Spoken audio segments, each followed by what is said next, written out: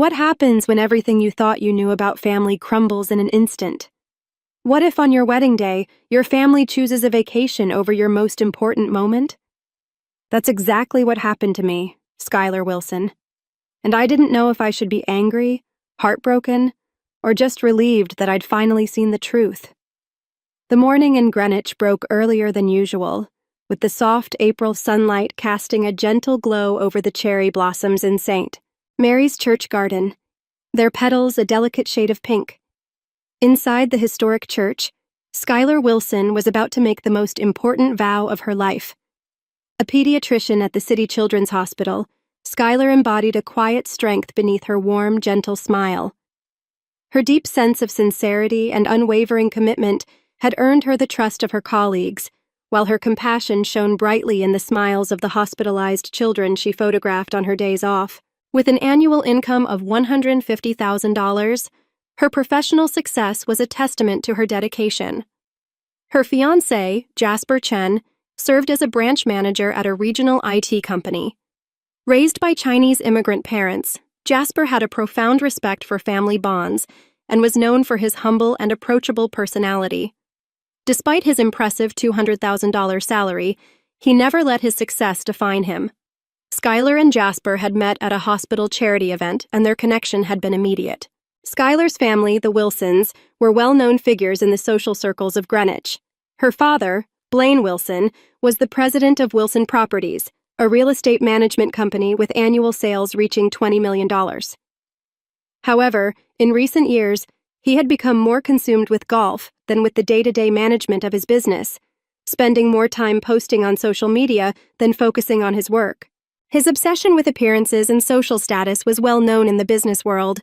Skylar's mother, Meredith, was a respected figure in local society as a full-time housewife, but in recent years, she had shifted her focus to social media, amassing 20,000 followers and documenting her frequent spa visits. Her preoccupation with garnering likes had caused Skylar concern. Skylar's sister, Kendall, had landed a position as the financial director at their father's company, but her true passion seemed to lie in managing her social media accounts. With 100,000 followers and a monthly income of $110,000, Kendall spent the bulk of her earnings maintaining her appearance. In the midst of all this, Brielle Anderson had become a unique presence in the Wilson family's life. As the owner of the region's largest shopping complex, Anderson Mall, Brielle was also Wilson Properties' most important client, with annual transactions valued at $10 million. With $500 million in assets, Brielle was not only known for her business acumen, but also for her grace and dignity. She was a respected figure in the community, especially admired for her generous contributions to the Children's Hospital, where Skylar worked. Having watched Skylar grow up, Brielle was more than just a client. She was a trusted family friend. The guest list for the wedding was equally impressive. From Skylar's father's side, there were 5 sets of aunts and uncles, and 8 cousins, all prominent figures in the community, maintaining the family tradition. On her mother's side, there was a mix of more liberal-minded relatives, including a grandmother, 3 sets of aunts and uncles, and 6 cousins. Also in attendance were important local figures, including Mr. and Mrs. Brielle Anderson, 2 of Skylar's fellow doctors, 3 sets of business partners and executives, childhood friends with their families, and the church's pastor and his wife. This carefully curated guest list was a reflection of the high social standing the Wilson family had worked hard to achieve. The wedding budget was $100,000. Formal attire was specified for the guests, and everything had been perfectly prepared for this special day. Everyone had been looking forward to this spring day with the cherry blossoms in full bloom. In the bridal room of St. Mary's Church, Skylar sat motionless before a large mirror, dressed in a pure white wedding gown. Maria, the professional makeup artist, was carefully applying the final touches. Linda, a longtime friend, was gently adjusting the lace veil while occasionally glancing outside. The spring morning sun illuminated the cherry blossoms blooming in the church garden, creating a scene as beautiful as a painting, with petals dancing in the wind. "Still no sign of your mother and the others?" There was a hint of anxiety in Linda's voice. Meredith should have arrived by now. She had promised to come early to take photos for social media posts. Just last night she had sent a message saying, "Let's take wonderful photos first thing in the morning." No contact at all. It's strange. Skylar anxiously stared at her smartphone screen. There were no calls or messages from her parents. Even Kendall's Instagram, which was usually updated every 30 minutes, hadn't been updated since the night before. Her stories, typically updated every half hour, remained silent. Your complexion is getting a bit pale, Maria spoke with concern, though her hands didn't stop working on the makeup. Worry lines appeared between her brows. She could see the bride's skin gradually turning ashen. Sarah, the wedding planner, entered the room with her checklist in hand. I've completed the final confirmation with the pastor. Now, she began, then noticed the atmosphere in the room. Where's your family? No one could answer. The heavy silence that filled the room intensified the ominous feeling. Outside, the voices of arriving guests could be heard. Whispers of, I don't see any of the Wilsons, and how strange, carried on the wind to the bridal room. Skylar's smartphone rang. The screen displayed Mom. All eyes in the room turned to Skylar at once. The air in the room seemed to freeze. Mom, are you almost at the church? What came through the receiver was an unexpectedly cheerful voice. The sound of waves and lively music could be heard in the background. Oh, Skylar, I'm in Hawaii right now. For a moment, she couldn't comprehend the words. It felt like hearing a bad joke. What? Today is my wedding day. Oh, was that today? I thought a vacation would be more fun. Her sister's mocking laughter could be heard in the background. Mom, this beach chair is amazing! The sound of waves made that laughter even more cutting. Skylar's hands began to shake. The pure white dress trembled slightly. A single tear rolling down her cheek slowly smudged the makeup Maria had so carefully applied. You're joking, right? Her voice trembled, whether from anger or sadness. Even she couldn't tell anymore. Oh, I'm sorry. It's Sophie's spring break, so we thought a family vacation should take priority. More laughter from her sister. This angle is perfect for Instagram. I'll send you pictures later. It's such a lovely resort hotel. My followers will love it. The call ended. The smartphone slipped from Skylar's hand, making a dull thud on the carpet. That sound echoed loudly in her heart. Linda, Maria, Sarah, everyone stood frozen, watching this unbelievable situation unfold. Only time passed mercilessly in the soft morning light. Then there was a quiet knock at the door. 3 short knocks. It was as if fate itself had come calling. Excuse me, Skylar. Behind the open door stood Brielle Anderson, carrying herself with dignity. She held an iPad in her hands. There was a determination in her bearing that hadn't been seen before. Mrs. Anderson, why... Skylar's voice trembled slightly, not from fear, but from the anticipation of something significant about to begin. I saw it on social media, your family's posts. The iPad screen displayed photos of the Wilson family smiling on a Hawaiian beach. In those photos, they were laughing as if they felt no pain at all. 20 years of friendship. I've watched over you. Brielle's voice mixed quiet anger with deep affection. In her eyes was something that seemed like certainty born from years of experience. Today, let me take the place of your family. At Brielle's words, tears welled up in Skylar's eyes, but they weren't tears of sorrow, they were warm tears, the kind that come when touched by deep, unconditional love. Let's post right now. Brielle's voice was steady, carrying a quiet resolve, a signal that the counterattack was about to begin. Post, you mean? Skylar asked, uncertain. Yes, Brielle confirmed.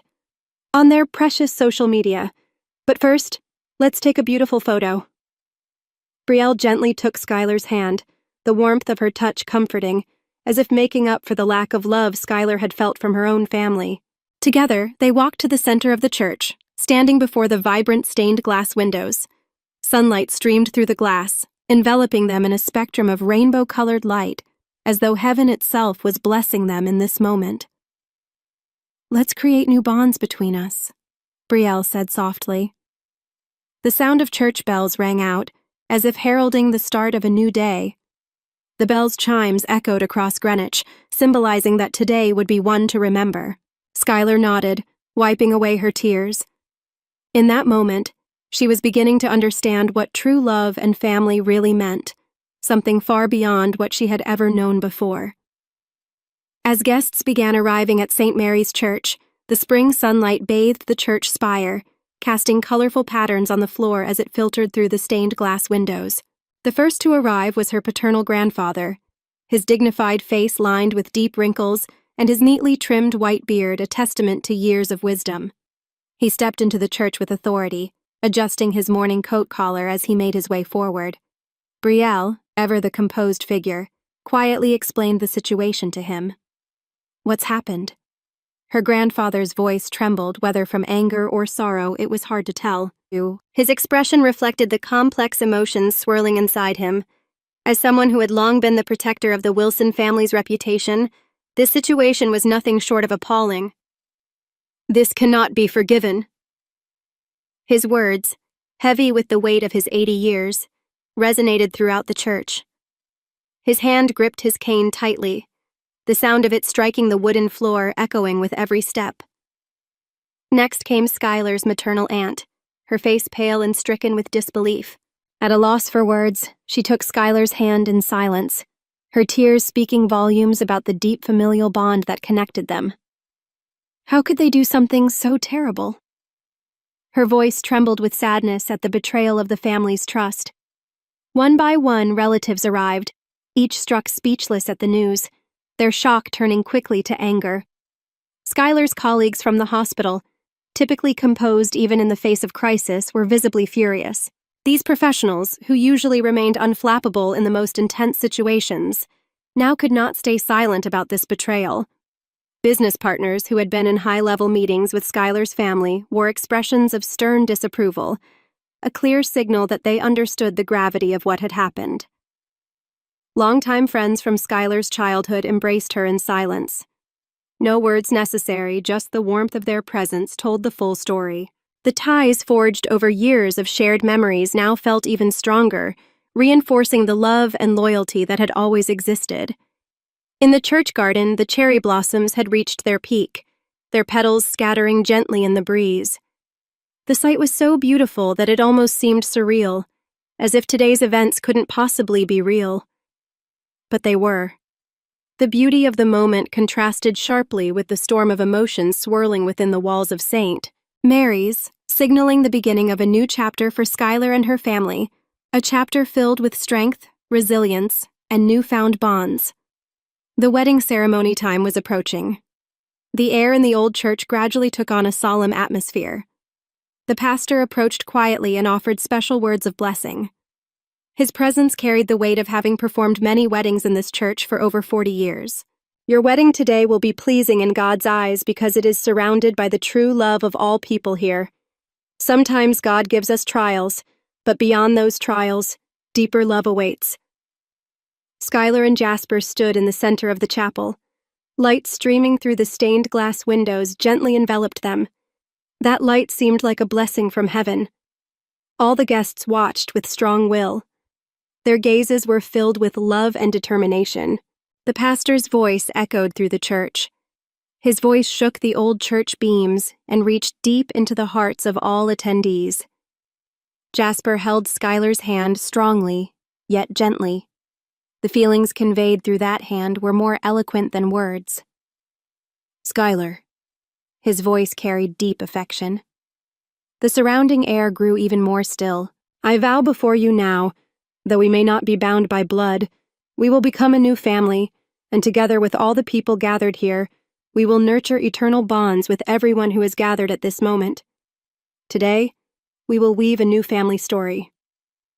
Shining drops fell from Skylar's eyes, but unlike the morning, these were tears of happiness. Those tears created small stains on her wedding dress, while shining as proof of new hope. After the ceremony, the guests gathered at the reception venue.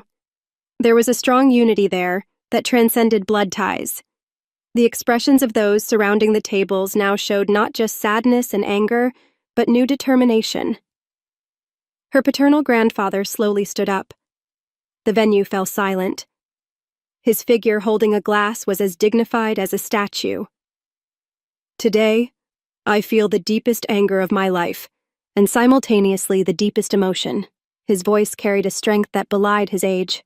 The dignity cultivated through years of business and the weight of being the family head were contained in each word. "The parents and sister did not come to my granddaughter's wedding. This can never be forgiven. In the name of family, there has never been such a disgrace in the Wilson family's history." A moment of silence. Heavy yet powerful air dominated the venue. "However, witnessing the love of everyone gathered here, I am convinced true family is not just about blood ties. Rather, this kind of mutual care and support is the true proof of family." Brielle Anderson quietly stood up. Her presence carried the dignity of a successful businesswoman and the maternal affection of a mother. "Everyone, I have a proposal." The atmosphere in the venue grew even more tense. All eyes were fixed on her. "We are now bound by new ties. Shall we give those ties form on social media, the place they value most?" The maternal aunt stood up, wiping away tears. Her hands were still trembling. "Surely there's something we can all do together. Let's transform our anger and sadness toward my sister into love for our new family." One by one, the guests began offering opinions. These were constructive proposals that went beyond anger and sadness. Each word carried strong will and determination. Naturally, a large circle formed. 50 guests joined hands. That circle drew a perfect circle, as if symbolizing the bonds of the new family. "Let's combine our strength as a new family." Brielle's voice echoed through the venue. That voice carried expectations for the new story about to begin. Jasper squeezed Skylar's hand tightly. All their feelings were contained in that grip. "Everyone who came to our wedding today is our true family. We want to walk our new life together with all of you who chose heart connections over blood ties." All the guests made a vow while holding hands. At that moment, the church bells rang out. It was a pure tone, as if blessing the birth of new bonds. That sound echoed throughout Greenwich, as if announcing that this was a special day. Brielle quietly took out her smartphone. Her expression showed quiet determination for the counterattack about to begin. Skylar's post was quietly released into the social media world. A single photo taken in front of the stained glass windows with spring sunlight behind them. Skylar in her wedding dress standing close to Brielle Anderson with her dignified presence. Their expressions showed deep affection and quiet determination.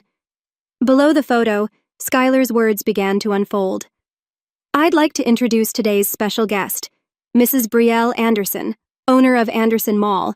She has been a family friend for 20 years and has always cared for me since I was little." The post was displayed in real time on the reception menu's screen. All guests watched with bated breath. "This morning, I received a call from my mother saying she would miss the wedding.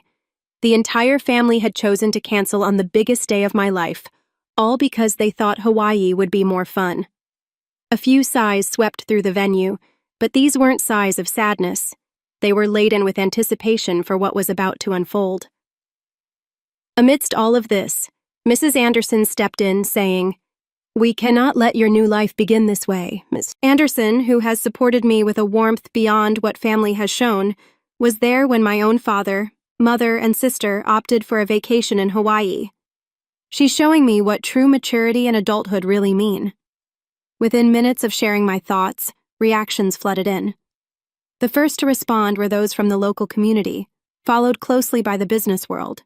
The ripples quickly spread across social circles, and soon, voices from all corners of the social media world started pouring in. An emergency meeting was called for the remaining guests at the venue. "Let's decide how to proceed from here." Brielle Anderson's calm, authoritative voice resonated across the room. An executive from a business partners company spoke first. "The economic consequences are unavoidable. Wilson Properties' stock price is already plummeting. The market seems to be questioning Blaine Wilson's leadership." An uncle, a lawyer, murmured, "From a legal perspective, we have several options. There's potential for a damages claim over the wedding contract breach, and perhaps a shareholder derivative suit over the harm to the company's reputation." But Skylar, calm yet resolute, shook her head. This isn't about money. All I wanted was my family's love. Her words fell into the room like a heavy silence. Her grandfather stood slowly, the weight of the Wilson family's history and pride evident in his every step. This is the right decision, on the honor and pride of our family. His voice carried an authority that seemed to command respect from every corner of the room. Everyone gathered together for a final photograph, forming a large circle around the bride and groom. There was no hesitation in their faces now. It was clear that the bonds of this new family were not only intact, but had become even stronger in the face of adversity. At the photographer's signal, the shutter clicked, and at that moment, the church bells began to toll. The photo was posted immediately afterward, accompanied by a solemn declaration signed by all 50 of the gathered guests. Today, we, the extended family, declare a complete severance of ties with Blaine Wilson, Meredith Wilson, and Kendall Wilson, who have trampled on the family bond and broken the most sacred of promises, the relationship between the Wilson and Chen families. As the post went live, the spring sunset poured light through the church's stained glass windows. Rainbow-colored beams scattered across the venue, as though blessing the birth of a new family. Skylar squeezed Jasper's hand tightly. The tears had stopped flowing. Her eyes now sparkled with a strong resolve for the life she was about to begin. Outside the window, cherry blossom petals fluttered gently in the fading light, symbolizing the end of old bonds and the start of new ones. As the evening settled quietly over Greenwich, the news of what had unfolded today was only beginning to make waves. The impact would echo far beyond the venue, rippling through both the digital and real-world spaces. 1 year later, Greenwich welcomed another spring.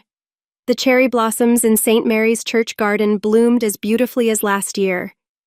However, many things had changed. In this year, the wedding incident spread throughout the United States through social media and was widely covered by various media outlets. It became a social phenomenon described as the downfall of a family addicted to social media and a warning to modern society. The downfall of the Wilson family came swiftly and unexpectedly. Blaine Wilson's reputation took a devastating hit when he immediately lost his lucrative contract with Anderson Mall, resulting in a $10 million loss in annual transactions. One by one, other major business partners followed suit, terminating their contracts with Wilson Properties. "We cannot trust a manager who can't even maintain family ties," became an unspoken rule in the business world. 6 months later, the stock price of Wilson Properties plummeted to its lowest point since its founding. Under intense pressure from shareholders, Blaine was forced to step down as president, relegated to running a small, unremarkable real estate brokerage. Meredith Wilson's fall from grace was even more dramatic. Her Instagram post about the wedding day, which she had so proudly shared, sparked an immediate and overwhelming backlash.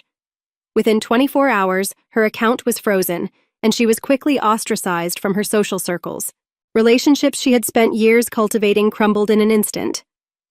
Unable to afford her frequent spa treatments, she now spent her days sighing deeply, staring at her reflection in the mirror. Diagnosed with depression, she became reclusive, her life reduced to confinement within the walls of her home. Kendall, Meredith's daughter, faced an equally harsh reality. As an influencer who had once commanded attention, her reputation plummeted after being labeled as the influencer who betrayed her family. Her follower count dropped to just a few hundred within a week, and all of her sponsorship deals were swiftly terminated. Having lost her position as financial director at her father's company, she now works part-time at a small cafe, a job she had once looked down on, but now ironically the only work she could find.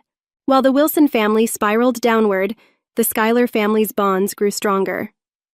Just last month, Skylar and Jasper announced their first pregnancy, a post that garnered over 100,000 likes and countless congratulatory comments. Brielle Anderson eagerly accepted the role of godmother, saying, "I have received the greatest role of my life." Her words filled with genuine affection. Skylar's career in pediatrics flourished, and her hobby of photographing children's smiles had transformed into a popular feature called Today's Smile on the hospital's official social media page. The new family continued to grow closer, with every Sunday spent together at Brielle's mansion. "We've become a true family, beyond blood ties," her grandfather would say during their dinners, and every time, they would nod in agreement. Monthly family photos were taken not for social media, but to capture the pure joy of these shared moments. These photos radiated genuine happiness, reflecting the strength of their newfound family. Recently, 50 people gathered at St. Mary's Church for a special mass celebrating their first wedding anniversary. The pastor, who had witnessed the transformation of their family, spoke words of blessing. "As a witness, I can say that true family is built by hearts that care for and support each other. You have shown us the most beautiful form of this." Skylar placed her hand on her belly, where new life was growing, while Jasper embraced her gently. Around them, their new family beamed with warm smiles. Though the wedding incident occasionally resurfaces on social media, it is no longer a tale of bitterness or anger. The story has shifted into one of resilience and the power of choice. True family lies not in blood ties, but in bonds forged by the heart. This lesson quietly echoes in the hearts of many, offering a fresh perspective to those living in today's world. In the church garden, the spring breeze stirred the cherry blossoms once again. The scene was just as beautiful as the previous year, but its meaning had changed. Now, it seemed to bless the unity of this new family, one built on love, understanding, and the bonds that truly matter. Have you ever experienced a moment where everything you thought you knew about family and love was turned upside down, only to discover that true connections aren't defined by blood, but by the strength of our choices and actions?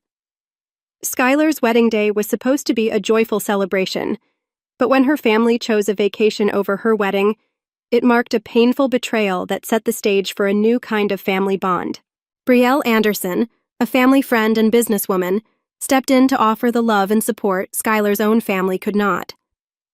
The event, shared on social media, became a powerful statement of resilience and a warning about the dangers of prioritizing social media over real connections. As Skylar and Jasper began their new life together, they created a new family, one built on love and commitment, not blood ties. The story of their wedding became a symbol of strength and unity, a lesson that resonated beyond their personal lives. From the perspective of personal growth and resilience, Skylar's journey illustrates the transformative power of adversity. The betrayal by her family could have been an insurmountable obstacle, yet it became the catalyst for her to redefine what family means. Her willingness to open her heart to the genuine love and support offered by Brielle and her new extended family speaks volumes about the power of choice. Instead of dwelling on anger or seeking revenge, Skylar embraced the love that was present, allowing herself to heal and grow stronger. This shift from hurt to empowerment demonstrates that the bonds we choose to nurture, those founded on trust, support, and mutual respect, are often far more meaningful than those we inherit by birth. Have you ever had to rebuild your sense of family after a painful betrayal? How did you move forward, and what did you learn about the true meaning of connection? What do you think makes a family? Is it the people you're born to, or the ones who choose to stand by you when it matters most? Share your thoughts and experiences in the comments below. Let's have an open conversation about the power of love, the strength of chosen families, and the lessons we can learn from our most difficult moments.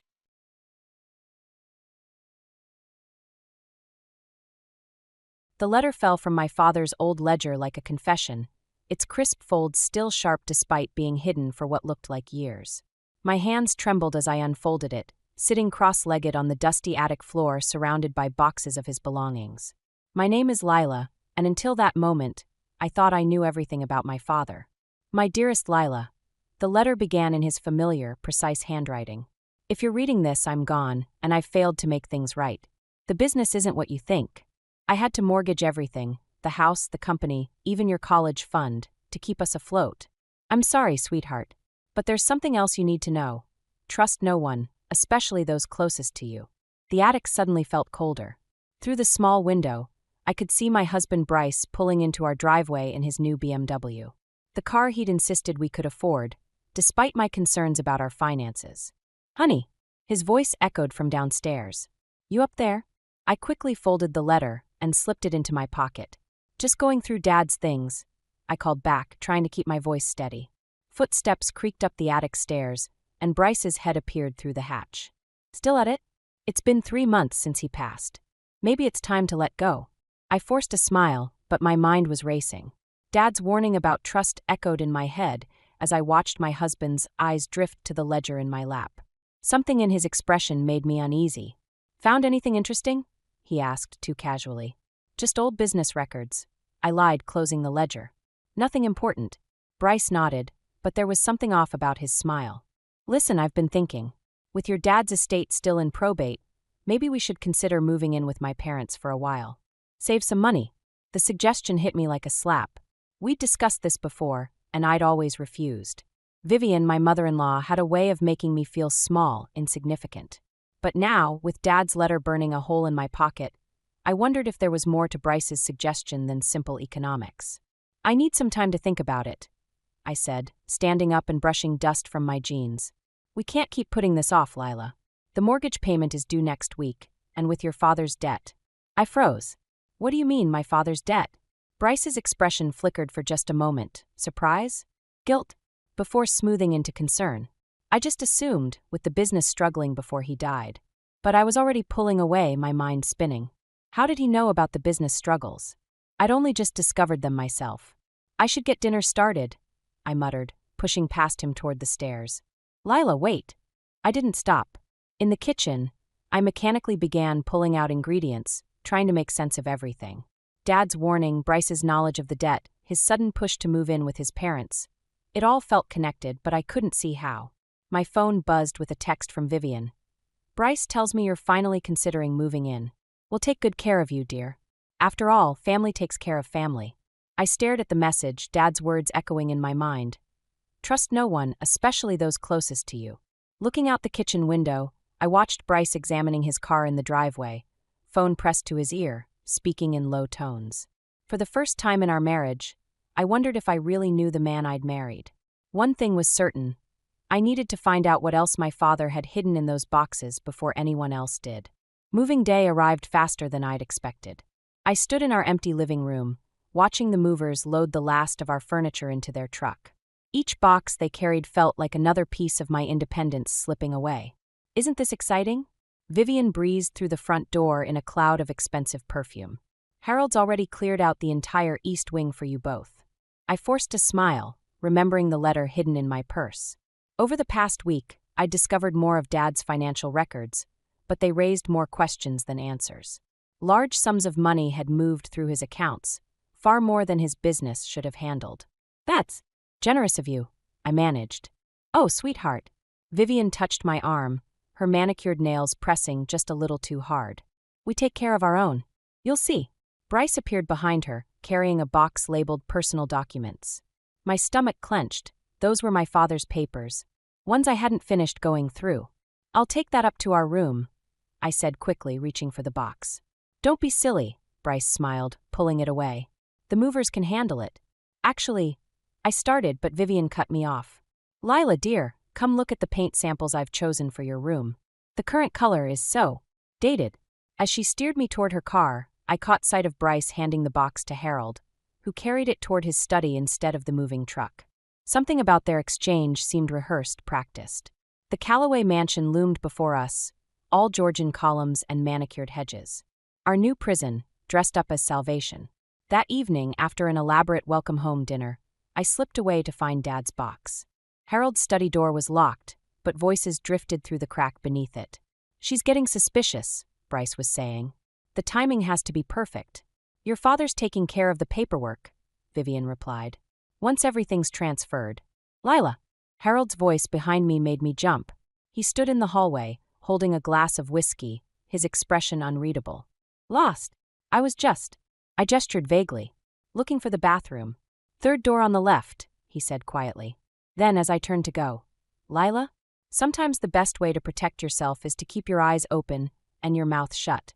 I lay awake that night, Harold's words tumbling through my mind. Beside me, Bryce's breathing was too even, too controlled. He was awake too. The next morning, I made my move. While everyone was at breakfast, I slipped into Harold's study through the garden door. A trick I'd learned from Bryce years ago. The box wasn't there, but something else caught my eye, a folder labeled Hawthorne Acquisition. Inside were documents showing my father's company had been bought out months before his death by a shell corporation owned by the Callaways. Looking for something? I whirled around. Vivian stood in the doorway, her smile sharp as a knife. I was just snooping. She stepped inside, closing the door. You know, when Bryce first brought you home, I told him you were too clever for your own good. But he insisted you'd be manageable. The word hit like a slap. What did you do to my father's company? We saved it, dear. Though he never knew who his angels were. She perched on Harold's desk. The question is, what are you going to do with this information? I thought of Dad's warning, of Harold's cryptic advice, of all the pieces falling into place. That depends, I said carefully, on what you're planning to do next. Vivian's smile widened. Smart girl. We should talk, just us women. Over tea tomorrow? There's so much about family business you still need to learn. I nodded, my mind already racing ahead. They thought they had me trapped, but they'd forgotten something crucial. I was an accountant, trained to follow money trails. And now I knew exactly where to look. As I left the study, my phone buzzed. A text from an unknown number. If you want to know the truth about your father's death, meet me at the old factory. Come alone. Ush. The game was changing, and I was done playing by their rules. The old factory loomed against the darkening sky, its broken windows staring down at me like empty eyes. I checked my phone again, 7:15 p.m. Harold's message had said 7 o'clock. My hands were shaking as I pulled Dad's letter from my pocket, reading it one more time before heading inside. The main floor was a maze of rusted machinery and shadows. My footsteps echoed off concrete walls, each sound making me jump. A crash from above sent my heart racing. Hello, I called out, immediately regretting it. Up here. Harold's voice drifted down from the metal staircase. Second floor office. I found him sitting behind a dusty desk, looking smaller somehow, away from Vivian's influence. A manila envelope sat in front of him. I was starting to think you wouldn't come, he said. Start talking. My voice was steadier than I felt. What do you know about my father? He pushed the envelope toward me.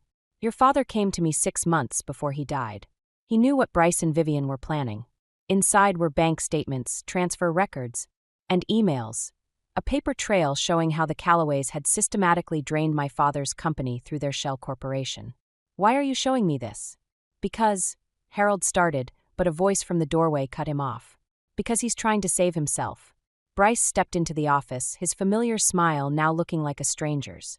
Always hedging his bets, aren't you, Dad? My stomach dropped. You followed me? Of course I did.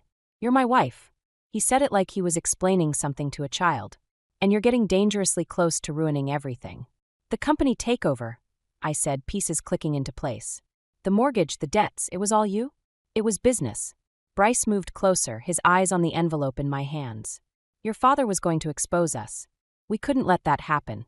The implication hit me like a physical blow. What did you do to him? Nothing he didn't bring on himself. Bryce reached for the envelope. Now, let's go home and discuss this like family. I stepped back, clutching the documents. Was his heart attack really natural? Lila. Harold stood up, but Bryce silenced him with a look. Give me the envelope, Bryce said softly. Don't make this harder than it needs to be. I glanced at Harold, who wouldn't meet my eyes. Then at Bryce, this man I'd loved, now a stranger wearing my husband's face. No. I backed toward the door. I'm taking these to the police. Bryce moved faster than I expected. His hand clamped around my arm, fingers digging in. You really think they'll believe you over us? We own half the town. I twisted away, but he held tight. In the struggle, papers spilled across the floor. As Bryce reached for them, I saw something I hadn't noticed before, a document with my father's signature, dated the day he died. You forged his signature, I whispered. That's how you got control of everything. Bryce. Harold's voice cracked. This has gone too far. Stay out of it, Bryce snapped. You've done enough damage. I took advantage of his distraction, yanking free and running for the stairs. Bryce's footsteps thundered behind me. Lila. Stop.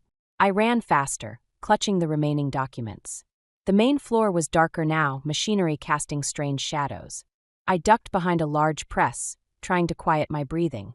You can't hide forever, Bryce called out. Think about what you're doing. To me, to my mother. To our marriage. My phone buzzed, a text from Vivian. Where are you, dear? Dinner's getting cold. I switched it off, hearing Bryce's footsteps getting closer. In the darkness, I could almost hear Dad's voice from his letter. Trust no one. Now I understood why. I had the evidence I needed. Maybe not all of it, but enough to start. The question was, could I make it out of here to use it? Bryce's shadow fell across the floor near my hiding spot. Found you. I managed to escape the factory that night, but my relief was short-lived. 3 days later, I sat across from Sarah Chun, my father's former secretary, in a quiet coffee shop 2 towns over. My hands trembled as I stirred my untouched latte. I always wondered when you'd come asking, Sarah said, sliding a worn leather planner across the table. Your father kept this separate from his official records. I grabbed it the day after. Well, you know. The planner was filled with my father's cramped handwriting, meetings, notes, and most importantly, a list of names. Next to each one was a number and the initials VC. Vivian Calloway, I whispered. Sarah nodded. Your mother-in-law had quite the reputation in business circles. She'd find struggling companies, offer to help, then strip them bare. Your father was investigating her when he died. My phone buzzed, another text from Bryce. Come home. We can work this out. I switched it off. There's something else, Sarah said, lowering her voice. The night before your father died, he called me. He was meeting someone at the country club, said he had proof of everything. But he never showed up for work the next day. The coffee shop suddenly felt too small, too exposed. Why didn't you go to the police? With what? A suspicious heart attack and circumstantial evidence. She shook her head. The Calloways own half the police force. Besides, I had my own family to protect. A familiar voice carried across the shop. Another Americano, please. Harold stood at the counter, his back to us. Back door, Sarah whispered, gathering her things. And Lila? Be careful. You're not the first person to try taking them down. I slipped out just as Harold turned around, clutching the planner to my chest. My car was parked 2 blocks away, but I barely made it halfway before a black SUV pulled up beside me. Get in. Vivian's voice, sharp as broken glass. I'd rather walk. That wasn't a request, dear. The back door opened, revealing Vivian in her perfectly pressed suit. Unless you want Harold to find your friend Sarah in there. I got in. You know, Vivian said as we drove. I actually liked you at first. Quiet, efficient, perfect for Bryce. But you just couldn't leave well enough alone, could you? Like my father couldn't? Her smile didn't reach her eyes. Thomas made his choices. Just like you're making yours. We pulled up to the mansion, where Bryce waited on the steps. The sight of him made my stomach turn. I found these in your desk, he said, holding up bank statements, my secret account, the one I'd been slowly building since finding Dad's letter. You went through my things? You went through mine first. He grabbed my arm, fingers digging into the same bruises from the factory. We need to talk. Let go of me. Or what? You'll run to the police. Vivian laughed softly. With what evidence? A dead man's planner and some circumstantial banking records? But something in her voice caught my attention, a hint of worry. She was afraid of something in that planner. Maybe I'll talk to the other families you destroyed, I said, watching her reaction. Compare notes. Her perfectly composed face cracked, just for a moment. Bryce, take her inside. Now. As he dragged me toward the house, I caught sight of Harold watching from his study window.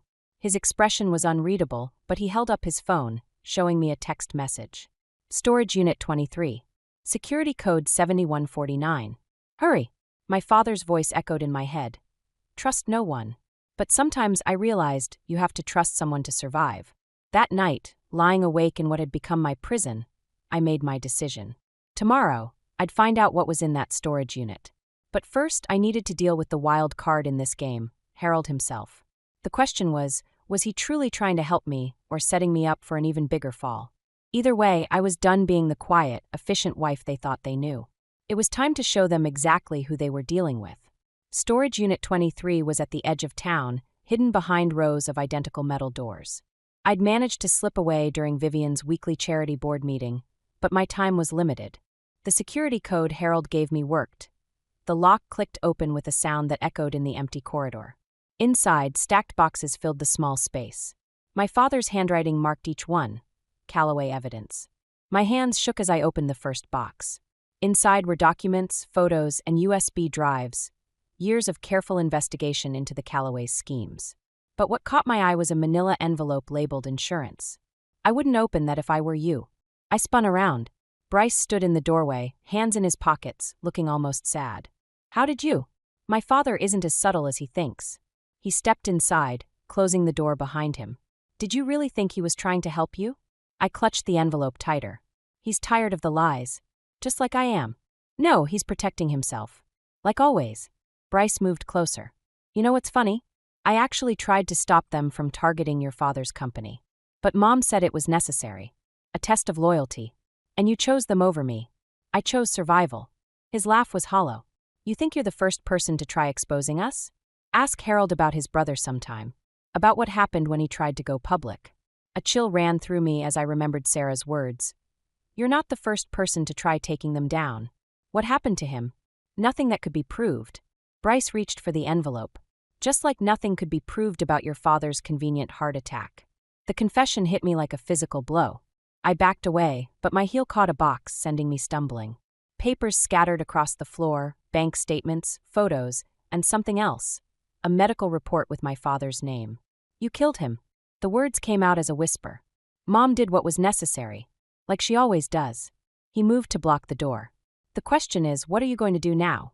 My phone buzzed, a text from Vivian. Meeting ended early. Where are you, dear? They're coming, aren't they? I said, watching Bryce's expression. He nodded. Mom likes to clean up her own messes.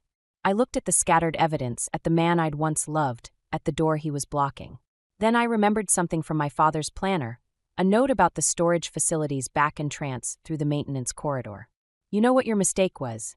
I said, stepping closer to Bryce. You all thought I was weak, that I'd keep playing by your rules. Lila. I threw the envelope at his face. As he instinctively reached to catch it, I shoved past him, running for the maintenance door I'd spotted earlier. His curses echoed behind me as I sprinted through the corridor. My car was 3 rows over. I could hear voices now, Vivian's sharp commands, Harold's deeper tones. They were closing in. But they'd forgotten something crucial. I wasn't just running away. I had photos of everything on my phone, copies of Dad's evidence already uploaded to secure servers. And most importantly, I had the medical report proving they'd tampered with my father's heart medication. As I peeled out of the parking lot, I caught a glimpse of Vivian's face in my rearview mirror, no longer composed but twisted with rage. Beside her, Harold watched me go with what looked almost like pride. My phone rang, an unknown number. I answered on speaker. You've made a serious mistake, Vivian said. No, I replied, surprising myself with how steady my voice was. My mistake was not seeing you all for what you really are. But Dad did. And now everyone else will too. I ended the call and took the highway exit. In my bag was a copy of Dad's planner, with one name I hadn't investigated yet. Detective Marcus Chun, Sarah's brother. Maybe it was time to find out if there was still one honest cop in this town. The game had changed. Now I wasn't just fighting for justice. I was fighting for survival. And I was done playing defense. Detective Marcus Chen's office was exactly what I expected, small, cluttered, and hidden in the basement of the police station. What I hadn't expected was to find Vivian already there, perched on the edge of his desk like she owned it. There you are, dear. Her smile was razor-sharp. We were just discussing your father's case. Chen wouldn't meet my eyes. The medical report I'd brought felt heavy in my bag, suddenly useless. Amazing timing, Vivian continued, standing. The detective was about to explain how your father's death was clearly natural causes. Weren't you, Marcus? He nodded, shuffling papers on his desk. The original investigation was thorough. There's no reason to reopen it. But the medication, I started, was properly prescribed, Chen cut in. I'm sorry, Miss Hawthorne, but there's nothing here. I watched Vivian's reflection in the window behind his desk, saw her slip something into her purse. Another payoff another person bought. Show her what you found in the storage unit, Vivian said softly. Chen pulled out a familiar envelope, the insurance file I thought I'd escaped with. But this one was different, thicker. We executed a search warrant this morning, he said, not quite hiding his shame. Found evidence of tax fraud, money laundering, all tied to your father's company. That's impossible. But even as I said it, I remembered Dad's complicated financial maneuvers, the desperate attempts to keep his business afloat. The evidence is quite clear, Vivian said. The question is, how involved were you? As his accountant, the trap snapped shut. They'd turned everything around, made me the criminal instead of the victim. And they'd done it legally through the proper channels. My phone buzzed, a text from Bryce. Last chance. Come home now, or Mom presses charges. I have copies, I said, trying to keep my voice steady.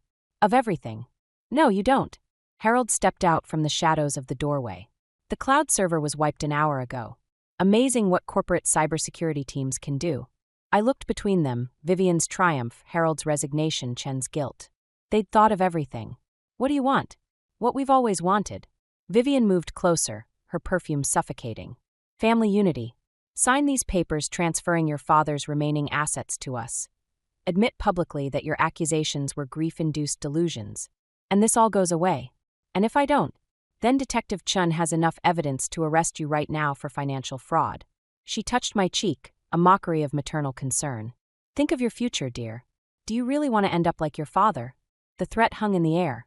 My father hadn't died of a heart attack. He'd died of a broken spirit, crushed under the weight of their manipulation. I'll need time to think, I said. You have 1 hour. Vivian gathered her things. We'll be waiting at home. Come along, Harold. As they left, Chin finally looked at me. I'm sorry, he whispered. They have my sister. Sarah. Of course they did. Alone in the basement office, I pulled out my father's letter one last time. Trust no one, he'd written. But he'd been wrong about one thing. He hadn't failed to make things right. He'd left me the blueprint for doing it myself. I took out my phone and dialed a number I'd memorized from his planner, one that wasn't labeled with initials or explanations. Just a single word, remember. It rang twice before a woman answered. Federal Banking Commission, Agent Martinez speaking. My name is Lila Hawthorne, I said, watching the door for any sign of the Callaways. I need to report a series of financial crimes. And I'm willing to wear a wire. Sometimes I realized the only way to win against people who've rigged the game is to change the players entirely. The Callaways thought they'd backed me into a corner, but they'd forgotten something crucial. Cornered animals fight the hardest. I had 1 hour to set my trap. It was time to show them what a desperate person could really do. The wire itched against my skin as I walked into the Callaway mansion for what I hoped would be the last time. Agent Martinez's words echoed in my head. Just get them talking about the company takeovers. We'll handle the rest. Vivian sat at the head of the dining table, elegant as ever in her pearls and perfectly pressed suit. Bryce stood by the fireplace, drink in hand. Harold was notably absent. Right on time, Vivian smiled. The papers are ready for your signature. I remained standing. Where's Harold? Taking care of some last-minute business, Bryce said. Sit down, Lila. Let's get this over with. Actually, I pulled out my father's planner. I'd like to discuss something first. Like how many other families you've destroyed besides mine. Vivian's smile tightened. Careful, dear. Detective Chun is just a phone call away. Funny you should mention phones. I placed mine on the table, screen up. A live recording app blinked steadily. I've been making some calls of my own. Bryce moved toward me, but Vivian held up her hand. What exactly do you think you're doing? Getting answers. Starting with Harold's brother. What really happened to him? That's ancient history, Bryce snapped. Like my father's convenient heart attack? The temperature in the room seemed to drop. Vivian's composure cracked just slightly. You have no proof. Don't I? I touched the wire under my blouse. Would you like to explain how you accessed his medical records? Or should I ask Harold? Harold? Vivian laughed, but there was an edge of uncertainty. He wouldn't. He already did.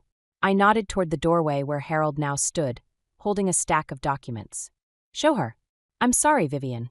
Harold's voice was tired. I can't do this anymore. What have you done? Vivian whispered. What you taught me to do, protect myself. He placed the documents on the table. Signed confessions. Bank records. Everything.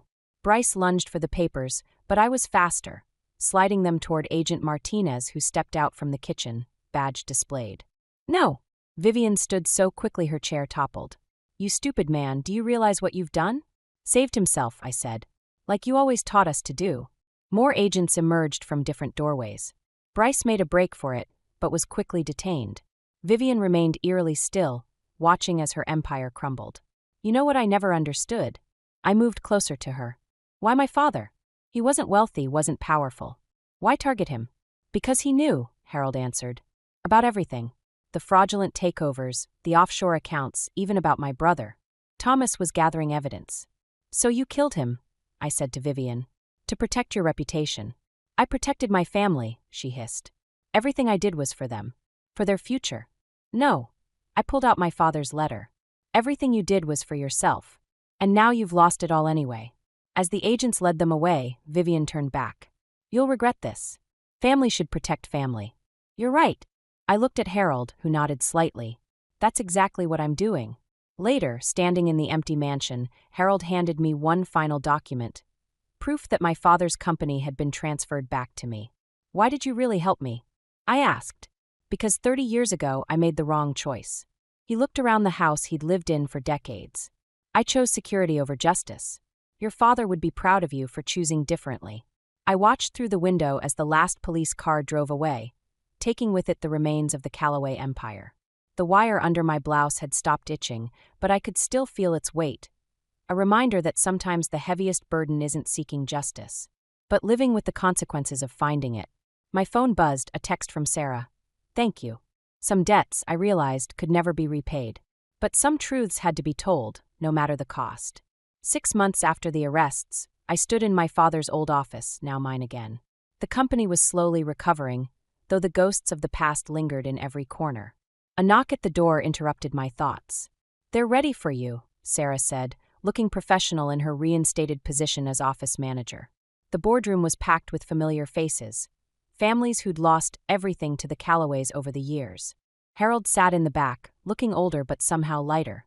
He'd taken a plea deal in exchange for his testimony, which had helped convict Vivian and Bryce. As you know, I began, we've recovered most of the assets the Callaways stole. Today, we start the process of returning them to their rightful owners. As I distributed the documents, I caught Harold's eye. He nodded slightly, acknowledging what we both knew. This wouldn't undo the damage, but it was a start. After the meeting, Harold lingered. I visited Vivian yesterday, he said quietly. She asked about you. And Bryce left for Singapore the day before his sentencing. The authorities are still looking. I should have felt something, anger, betrayal, loss. Instead, there was only a tired acceptance. Did she say anything else? She wanted you to know she understands now. About Thomas. About everything. He pulled out an envelope. She wrote this for you. I took it but didn't open it. Some answers weren't worth the price of reading them. Later that evening, I visited Dad's grave for the first time since the trial. The autumn air was crisp, leaves crunching under my feet as I approached the headstone. You were right, I said, placing fresh flowers.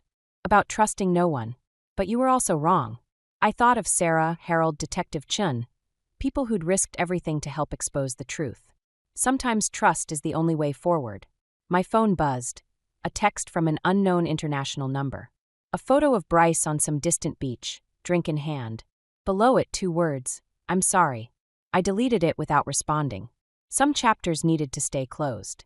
Back home, my new apartment overlooking the city, I finally opened my father's letter again. The words that had started everything felt different now. Trust no one, especially those closest to you. But there was more, a part I'd missed in my initial shock. Until you trust yourself first. A knock at my door startled me. Through the peephole, I saw Harold looking anxious. There's something else you need to know, he said when I opened the door. About your father's company.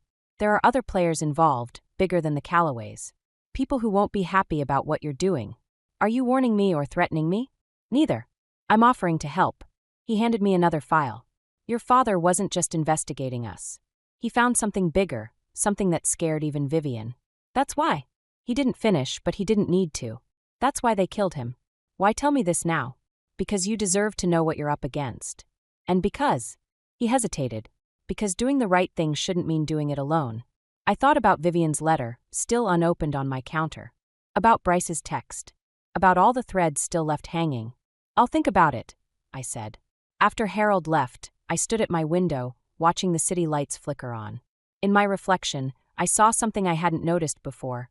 I looked like my father now, had his same determined set to my jaw. The file Harold gave me sat heavy on my desk, promising more secrets, more battles. Part of me wanted to throw it away, to finally find peace in what I'd already accomplished. But Dad's voice echoed in my head. Trust yourself first. I opened the file and began to read. Some stories don't end with justice served. They end with the choice to keep fighting for it, no matter the cost. And I was my father's daughter, after all.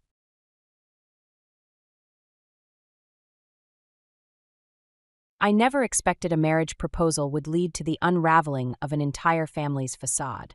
But there I was, standing between the towering shelves of rare books at Hartley's, watching my boyfriend of 2 years drop to one knee while his mother lurked in the shadows, ready to destroy everything. My name is Lila, And this is how I learned that some people will do anything to maintain their illusion of perfection. Lila Thompson, will you marry me?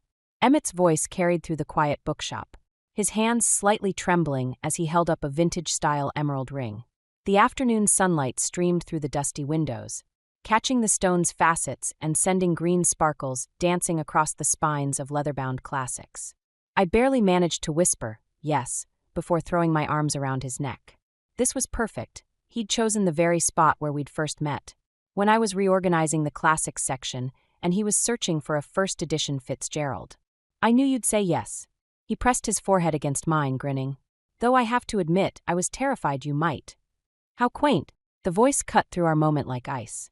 Vivian Caldwell emerged from behind a bookshelf, her Hermes scarf perfectly draped, her expression a masterpiece of polite disdain. Emmett, darling, you really should have discussed this with the family first.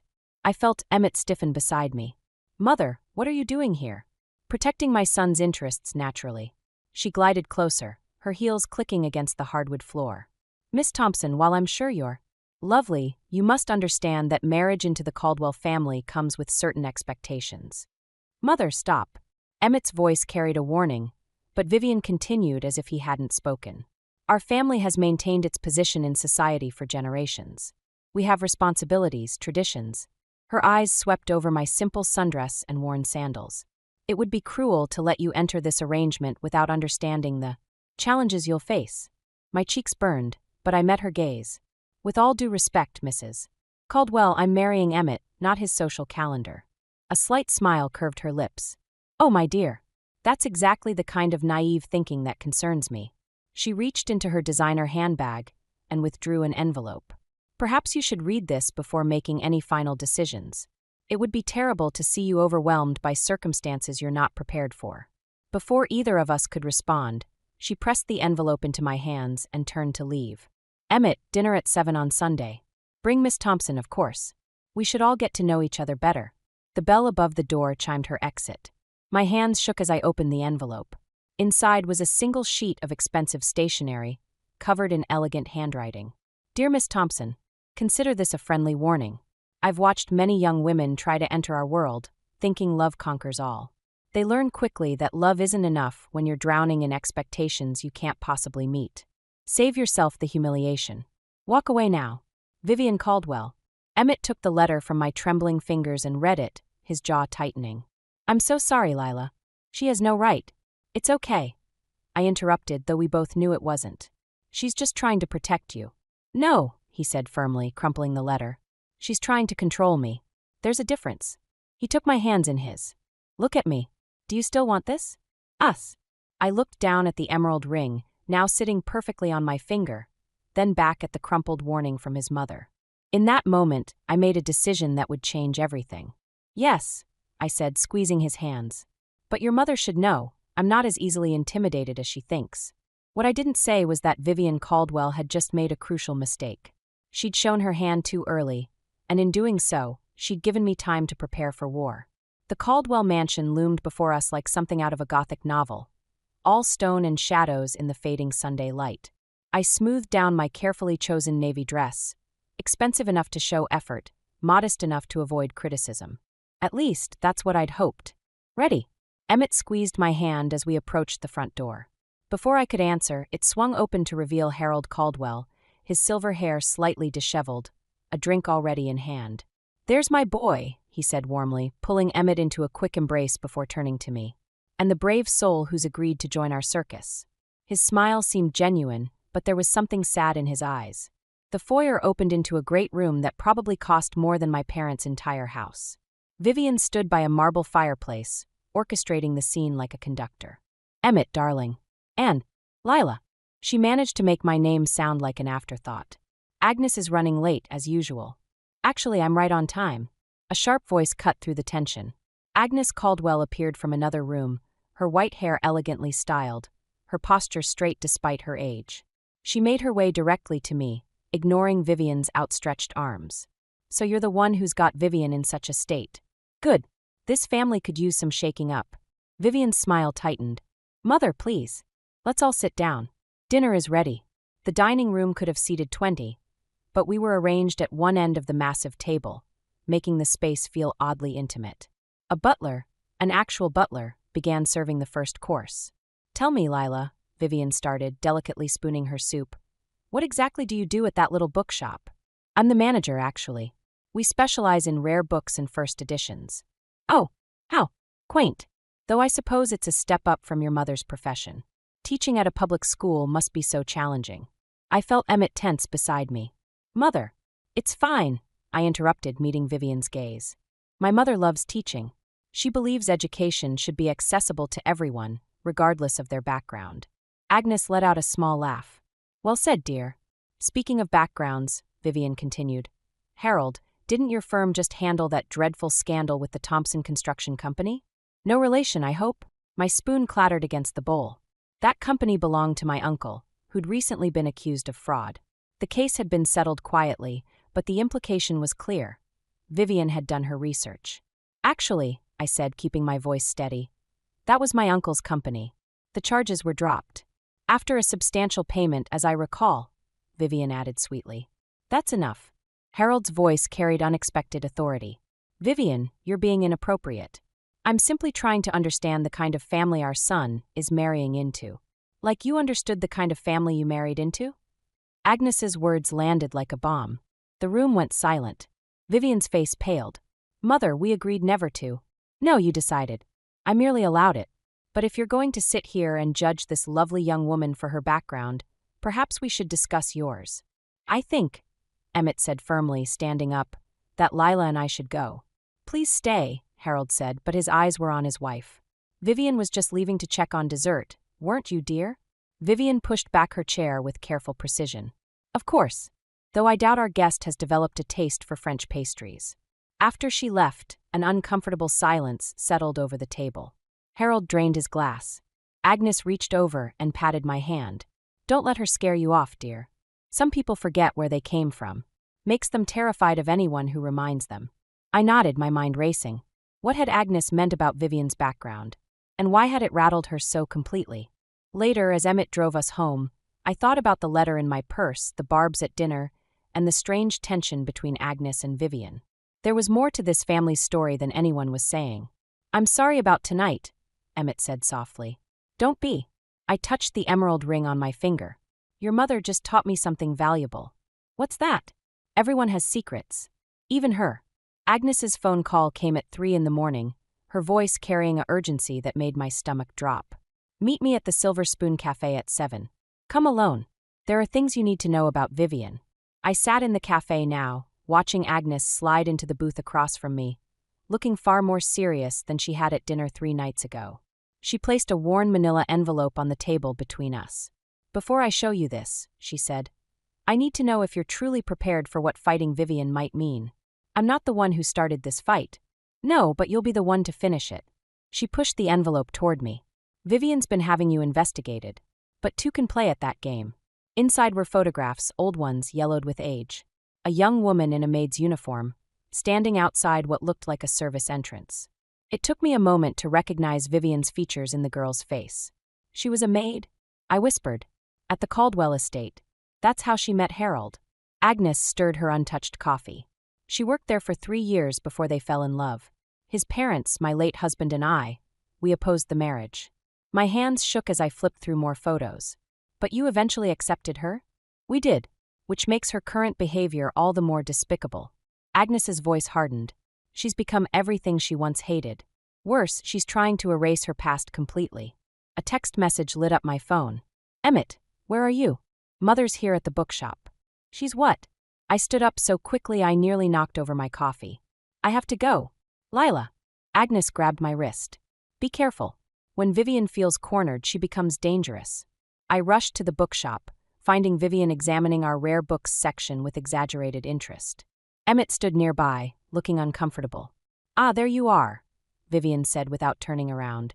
"I was just telling Emmett about an interesting discovery. It seems someone has been accessing old Caldwell family records. Private ones." My heart pounded. "Is that right?" "Indeed. Records about family history, employment records, old photographs." Now she turned, her eyes sharp as steel. "You wouldn't know anything about that, would you?" "Mother," Emmett warned. "No, let her answer." "Have you been digging into my past, Lila?" I thought about the photos in my bag, about Agnes's warning, about every subtle dig and veiled threat since the proposal. Actually, Mrs. Caldwell, I have a question for you. I moved closer, keeping my voice low. What was it like working as a maid? The color drained from her face. Behind her, Emmett's eyes widened. You have no idea what you're talking about, she hissed. I think I do. And I think I understand now. You're not afraid I'll embarrass the family. You're afraid I'll remind everyone of who you used to be. Lila. Emmett stepped forward. What's going on? Ask your mother about her time working at the Caldwell estate. Ask her why she's so desperate to hide it. Vivian's hand shot out, knocking over a display of first editions. Books crashed to the floor, one's ancient spine cracking on impact. You think you're clever? You think exposing this will help you? All you've done is ensure I'll never accept you into this family. Mother, stop. Emmett's voice cracked with shock. No, Emmett. She needs to understand. Vivian straightened her jacket, composure returning like a mask. I've worked too hard to build this life. I won't let some small-town nobody destroy it. The only one destroying anything is you, I said quietly, kneeling to pick up the damaged books. And for what? To protect a lie. Vivian's heel ground against one of the fallen books as she turned to leave. Consider this your final warning, Lila. Drop this, or I'll make sure you regret it. After she left, Emmett helped me collect the books, his hands trembling slightly. I had no idea, he whispered, about any of it. I showed him the photos, watched his face as he processed this new reality about his mother. What do we do now? He asked. Now. I carefully placed the damaged books on the counter. Now we show your mother exactly what happens when you underestimate someone you consider beneath you. The bridal boutique's mirror reflected everything I didn't want to see. My mother's worried expression, Agnes's tight-lipped concern, and most notably, the empty chair where my future mother-in-law should have been sitting. Instead, Vivian had sent her personal stylist, Marco, who circled me like a fashion-conscious vulture. Darling, this is... He gestured vaguely at my chosen dress, a vintage-inspired gown with delicate lace details. How do I put this diplomatically? It's very... You. That's kind of the point, I said, smoothing the fabric. It's my wedding dress. Mrs. Caldwell was quite specific about the image we're trying to achieve. He pulled out his phone, showing me a photo of a sleek, modern gown that probably cost more than my annual salary. This is what she had in mind. My mother stood up. I thought the bride usually chose her own dress. Oh, she does, Marco said with a practiced smile. Within reason. The Caldwell wedding will be covered by several society magazines. We have to maintain certain standards. The boutique door chimed, and Vivian swept in like she owned the place. Which, I realized with a sinking feeling, she probably did. I hope I haven't missed anything important. She air-kissed Marco's cheeks before turning to me. Oh dear, that's not the dress we discussed. No, I said firmly. It's the one I chose. Lila, darling, you don't understand. This wedding isn't just about you. It's about family tradition, about maintaining the Caldwell image. Like you maintained it? The words slipped out before I could stop them. The room went silent. Marco looked between us, sensing the tension but missing its source. Agnes gripped her cane tighter. I've been meaning to discuss that with you, Vivian said, her voice dangerously soft. Harold is quite upset about those old photos being circulated. He's considering postponing the wedding until we can be certain. Private matters remain private. My mother stood up. Are you threatening my daughter? Not at all. I'm simply explaining consequences. Vivian examined her manicure. Actions have them, you know. For instance, if certain stories about the Thompson family's financial troubles were to reach the press. That's enough. Agnes's voice cut through the tension. Vivian, you're embarrassing yourself. No, Mother, I'm protecting this family. Like I always have. She turned back to me. You have a choice, Lila. You can either play by the rules and join this family properly, or what? I challenged, though my voice shook. You'll reveal my family's struggles? Go ahead. Unlike you, I'm not ashamed of where I come from. Vivian's smile turned cruel. No. Then you won't mind if I share the real reason your uncle's company went under? The part about your father's involvement. My blood ran cold. What are you talking about? Oh, you didn't know. Your father was on the board. He signed off on some very questionable contracts. The kind that could still lead to criminal charges, even now. The room spun. My mother's face had gone pale. That's not possible, she whispered. The dress arrives next week. Vivian continued as if she hadn't just dropped a bomb. I trust you'll find it suitable. She turned to leave, then paused. Oh, and Lila? Do give my best to your father. It would be terrible if his carpentry business suffered any legal complications. After she left, I sank onto the boutique's plush ottoman, still wearing the dress I'd loved just minutes ago. My mother's hands trembled as she called my father. What do we do? I asked Agnes. She reached into her purse and pulled out another envelope. We use this. I wasn't going to show you yet, but... She hesitated. There's more to Vivian's past than just being a maid. Much more. I stared at the envelope, thinking about my father, about Vivian's threats, about Emmett caught in the middle of it all. No, I said finally. Not yet. First, I need to talk to my father. Then I need to see Harold. Why Harold? I stood up, carefully removing the dress I'd chosen. Because before I destroy Vivian's carefully constructed world, I want to make sure I understand exactly what I'm dealing with. The game had changed. This wasn't just about standing up to Vivian anymore. It was about protecting my family while exposing hers. And I needed to be very, very careful about my next move. The cathedral's stained glass cast colored shadows across my wedding dress, Vivian's choice, not mine. I stood in the vestibule, watching guests file in through the massive doors, each face a reminder of how far this had spiraled from the intimate ceremony I'd wanted. You look beautiful, my father said, his voice rough with emotion. We hadn't talked about what I'd learned, about his involvement with Uncle's company, about the contracts. He'd tried to explain, but I'd stopped him. Some truths were better faced after today. Is everyone ready? The wedding coordinator, another of Vivian's choices, appeared with her clipboard. Mrs. Caldwell wants to begin. Of course she did. I caught a glimpse of her in the front pew, resplendent in pale blue Chanel, Harold notably absent from her side. He'd called in sick this morning, but the whispers about their recent arguments had already spread through both families. The music started. Not the piece I'd chosen, but something more traditional. More Caldwell appropriate. Wait! Agnes appeared, moving surprisingly quick for her age. Lila, dear, you dropped this. She pressed something into my hand, a small, worn photograph. I recognized Vivian immediately, younger, standing in her maid's uniform. But there was something else, something I hadn't noticed before. In the background, barely visible, a man who wasn't Harold. Look closely, Agnes whispered. And remember, you still have choices. Before I could respond, the wedding march began. My father squeezed my arm, and we started down the aisle. Emmett waited at the altar, handsome in his tuxedo, his smile genuine but strained. We'd barely spoken in the past week, both of us caught in the undertow of family politics. The ceremony passed in a blur until we reached the vows. As Emmett began to speak, Vivian stood up. I apologize for the interruption, she announced, her voice carrying through the cathedral. But before these vows are exchanged, there's something that needs to be addressed. Gasps rippled through the congregation. Emmett stepped forward. Mother, don't. I'm sorry, darling, but I can't watch you make this mistake. She turned to face the guests. The Thompson family has been less than honest about their background. Mr. Thompson's involvement in a recent financial scandal. That's enough. The voice that cut through wasn't mine, but Harold's. He stood in the side entrance, looking disheveled but determined. Vivian, sit down. Harold, you don't understand. I understand perfectly. He moved down the aisle. I understand that you're so terrified of losing control, you'd ruin our son's wedding day. Just like your father ruined ours. The photograph in my hand suddenly felt heavier. I looked at it again, at the man in the background. At Vivian's father. Harold, please. Vivian's voice had lost its authority, replaced by something close to panic. No. He reached the front, addressing the stunned guests. My wife's father paid her to leave her first fiancé, a gardener's son, to marry me instead.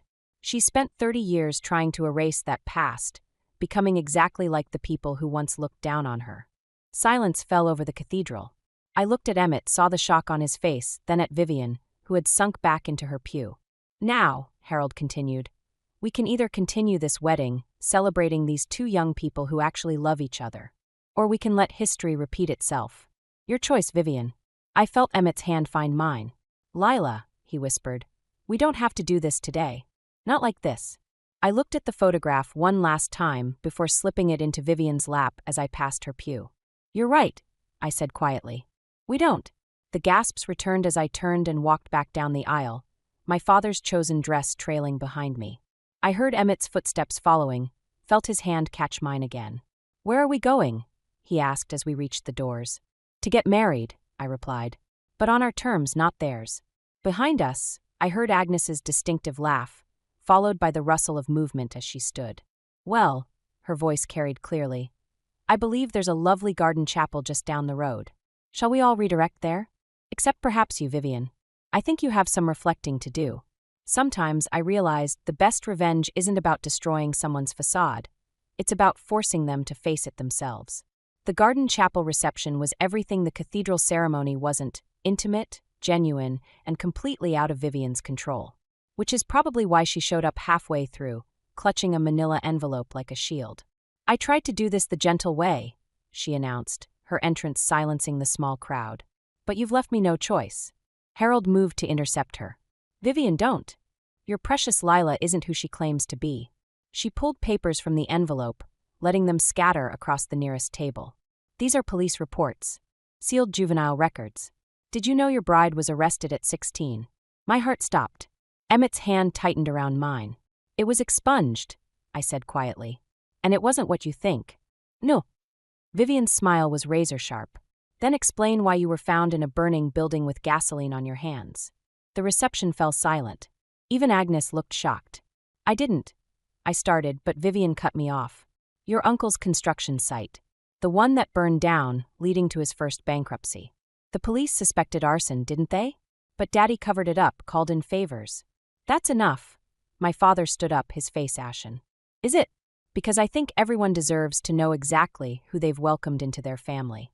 A troubled girl with a history of violence, whose father uses corrupt connections to. I was trying to save someone. The words burst out of me, echoing through the garden. There was a homeless man living in the building.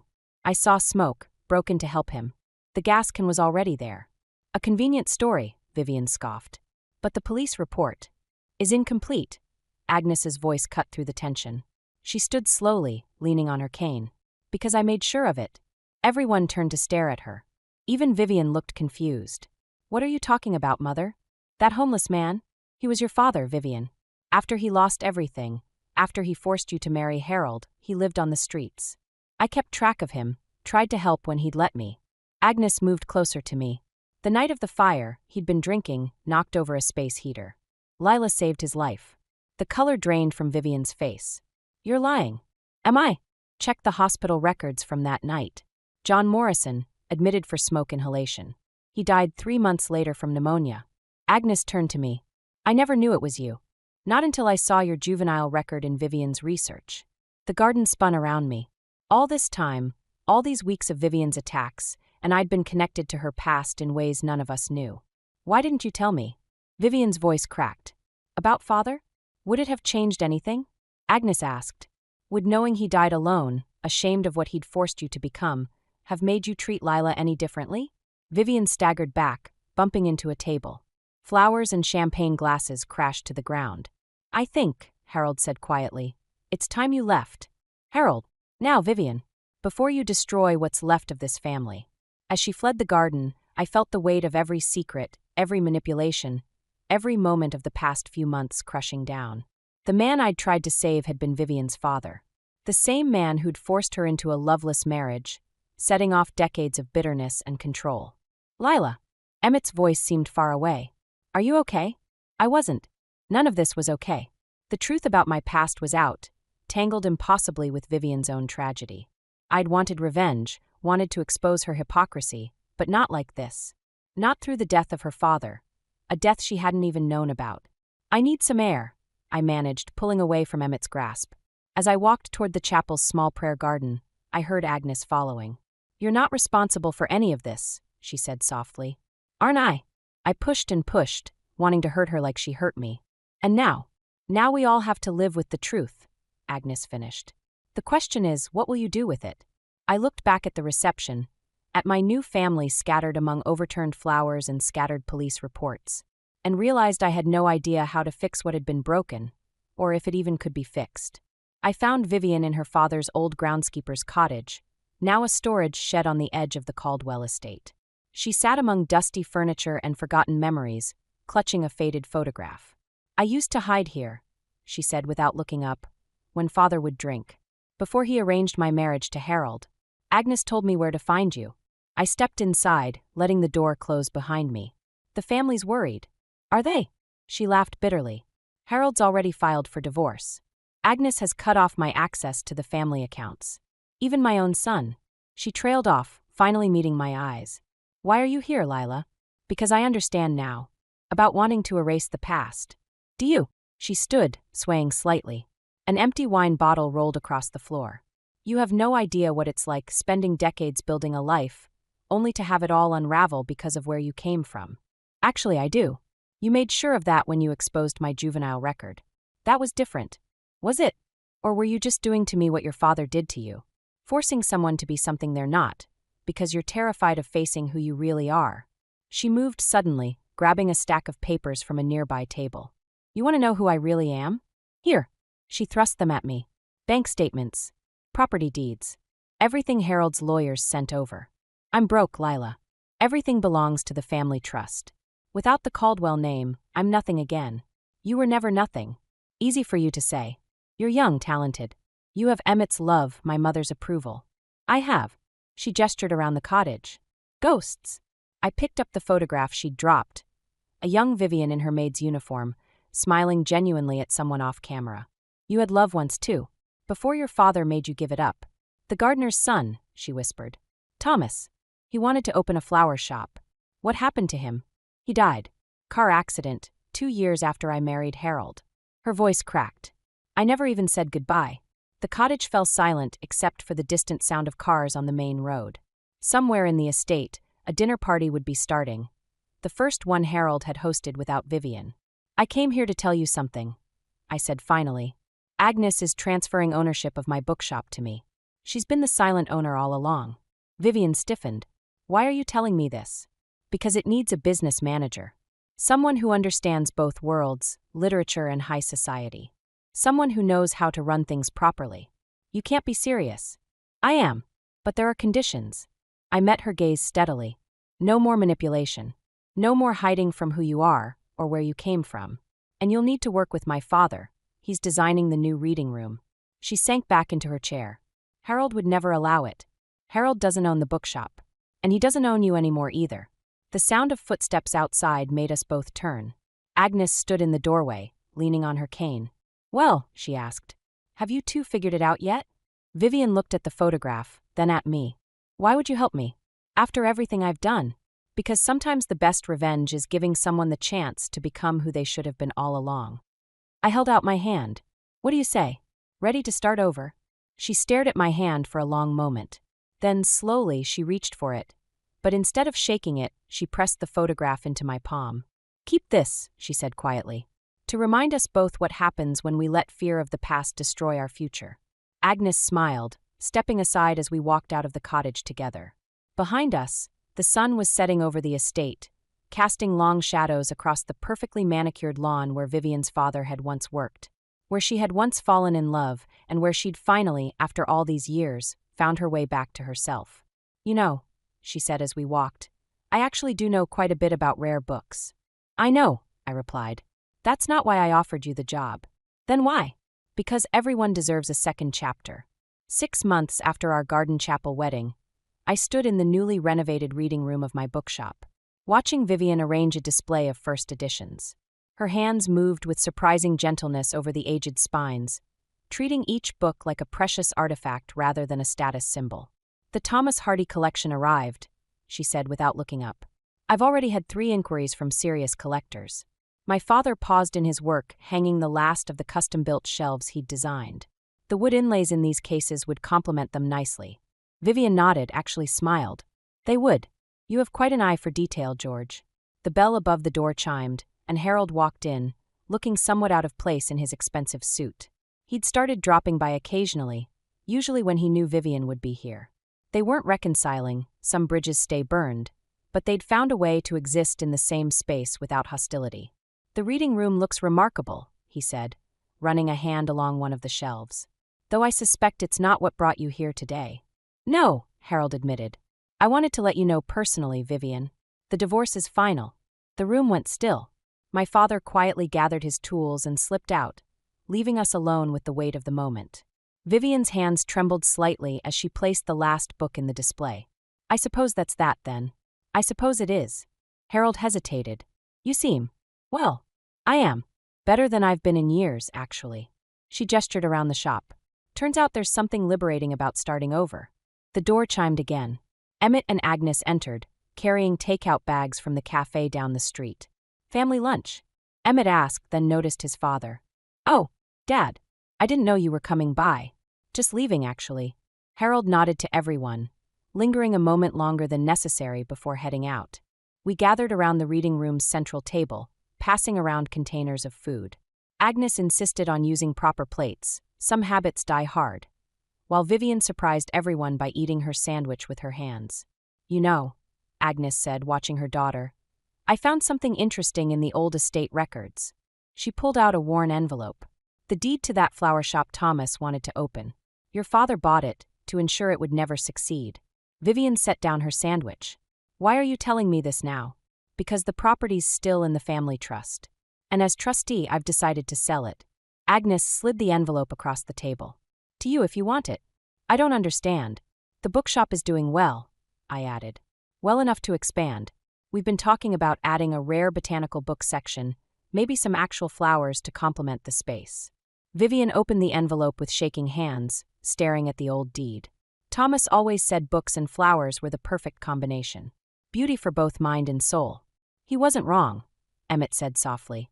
Later that evening, after everyone had gone, I found Vivian in the reading room, placing a framed photograph on the wall, the one of her in her maid's uniform, smiling at the unseen Thomas. Are you sure you want to display that? I asked. It's time to stop hiding who I was. She straightened the frame. Besides, it's a good reminder that sometimes the things we think will destroy us actually set us free. I thought about revenge, about justice, about how neither had turned out quite the way I'd expected. You know, when this all started, I wanted to make you pay for trying to keep Emmett and me apart. And now I think maybe we both needed to lose everything to find something better. She turned from the photograph, her eyes bright with unshed tears. I found another letter from my father yesterday, hidden in the cottage. He wrote it the night before he died in that hospital. Would you like to read it? I looked at the envelope she held out, thinking about choices, about cycles of pain, about the fine line between justice and mercy. No, I said finally. Some stories belong just to us. But I'm here if you want to talk about it. She nodded, tucking the letter away. Outside, the sun was setting, casting long shadows through the reading room's new windows. They fell across the books, the wooden shelves, the photograph of a younger Vivian. All pieces of a story that had turned out so differently than any of us had planned. Lila, Vivian's voice was quiet. Thank you for giving me a better ending than the one I deserved. Maybe it's not an ending, I replied. Maybe it's just a different kind of beginning.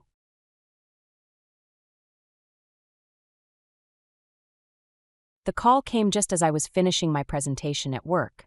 Mom's voice trembled through the speaker, a sound I'd grown too familiar with over the years. Arden, please come home. It's Lark again. I closed my laptop, already reaching for my keys. What happened? Just, please hurry. The 15-minute drive to my parents' house stretched like elastic, each traffic light conspiring against me. When I pulled into the driveway, the first thing I noticed was the scattered rose petals on the front steps. Pale pink, torn and trampled. Inside, the scene hit me like a physical blow. Grandmother Cressida's antique vase, the one she'd brought from Europe decades ago, lay shattered across the hardwood floor.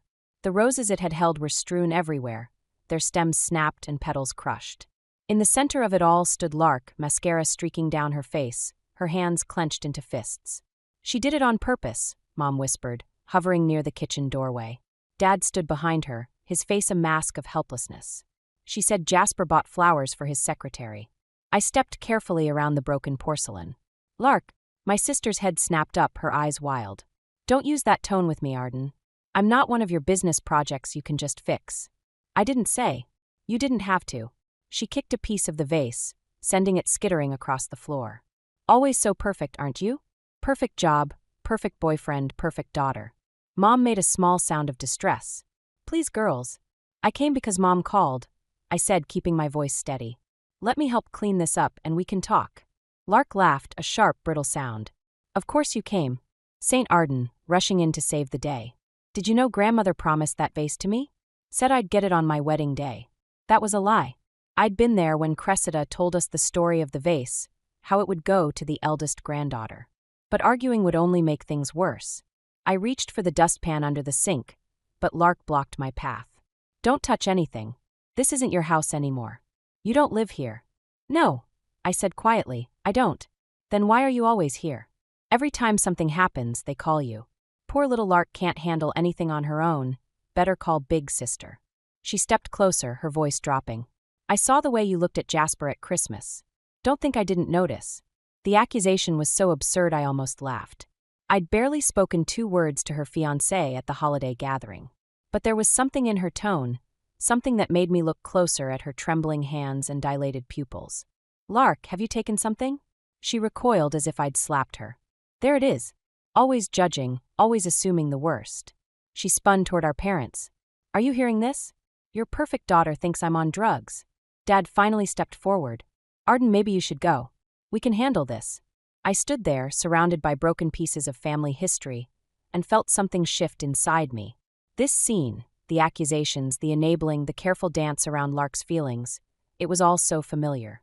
But something was different this time. Maybe it was the way Mom couldn't meet my eyes, or how Dad's hands shook as he reached for the broom. "Okay," I said, backing toward the door. "I'll go." As I left, I heard Lark's voice, soft and venomous. "That's right, run away. It's what you're good at." I didn't stop until I reached my car, where I finally let out the breath I'd been holding. My phone buzzed, a text from Grandmother Cressida. "Come see me tomorrow. We need to talk." Grandmother Cressida's house smelled like Earl Grey and old books, a comforting constant in my shifting world. She sat across from me at her kitchen table, her fingers wrapped around a delicate teacup that had survived decades of family drama. "Your mother called," she said, studying my face. "Told me about the vase." "I'm sorry about." "Don't." Cressida waved her hand dismissively. "It was just a vase. I'm more concerned about what's happening with you and Lark." Before I could respond, the doorbell rang. Cressida's expression tightened. "Ah, that would be your parents. I hope you don't mind, dear, but I thought we should clear the air." My stomach dropped as Mom and Dad filed in, followed by Lark. She'd traded yesterday's mascara streaks for perfect makeup, wearing the innocent expression she'd perfected since childhood. "Arden." Mom's voice held forced cheerfulness. "We didn't expect to see you here." "That's because I invited her," Cressida said, pouring more tea. "Lark, dear, I believe you have something to say about yesterday?" Lark's lower lip trembled. "I'm so sorry about the vase, Grandmother. I was just emotional. Jasper's been working such long hours, and when I saw those flowers on his secretary's desk, the flowers were for his mother's birthday. I cut in, unable to stop myself. I know because Theo works in the same building. He saw Jasper picking them up. The room went silent. Lark's face flushed, but before she could speak, Dad cleared his throat. "Actually, we wanted to discuss something else." He pulled an envelope from his jacket. "We found this while cleaning up yesterday." My blood ran cold as I recognized the envelope, an old college acceptance letter I'd hidden years ago. The one to the prestigious art program in Paris that I'd turned down because Lark had her first major breakdown the week I was supposed to leave. "You never told us about this," Mom said softly. "Full scholarship, too." Lark snatched the letter, her eyes scanning the page. "Paris? You were going to abandon us for Paris?" Her voice rose. "While I was struggling. While I needed you. You always needed me," I said, the words escaping before I could stop them. Every time I tried to build something for myself, there was another crisis, another emergency, another reason I had to stay. "Oh, so it's my fault you gave up on your dreams?" Lark's laugh was brittle. "Should I tell them about the real reason you stayed? About that night you came home drunk and totaled Dad's car." My head snapped up. "What are you talking about?" "Senior year, remember? You were so upset about not going to Paris, you went out drinking. Wrapped Dad's car around a tree." Lark's eyes gleamed. "Only it wasn't you driving, was it?" The lie was so bold, so perfectly crafted, I almost admired it. I'd never touched Dad's car that night. I'd been home, holding Lark's hair back as she threw up after mixing alcohol with her medication. "That's not," I started, but Mom cut me off. "Arden, is this true? Is that why you've been so distant lately? Guilty about the accident." Cressida set down her teacup with a sharp clink. "Interesting story, Lark. Especially since Arden was with me that entire night, helping me organize your grandmother's jewelry for the estate sale." The certainty in Cressida's voice made Lark falter, just for a moment. But it was enough. I saw the flash of panic in her eyes, the quick recalculation. "I must be thinking of something else," she said smoothly. Everything from that time is so fuzzy, with the medications and all. Dad rubbed his temples. Maybe we should discuss this another time. Yes, Mom agreed quickly. We're all tired. As they hustled Lark toward the door, she turned back to me. By the way, Jasper and I are having an engagement dinner next week. You'll come, won't you? Bring Theo.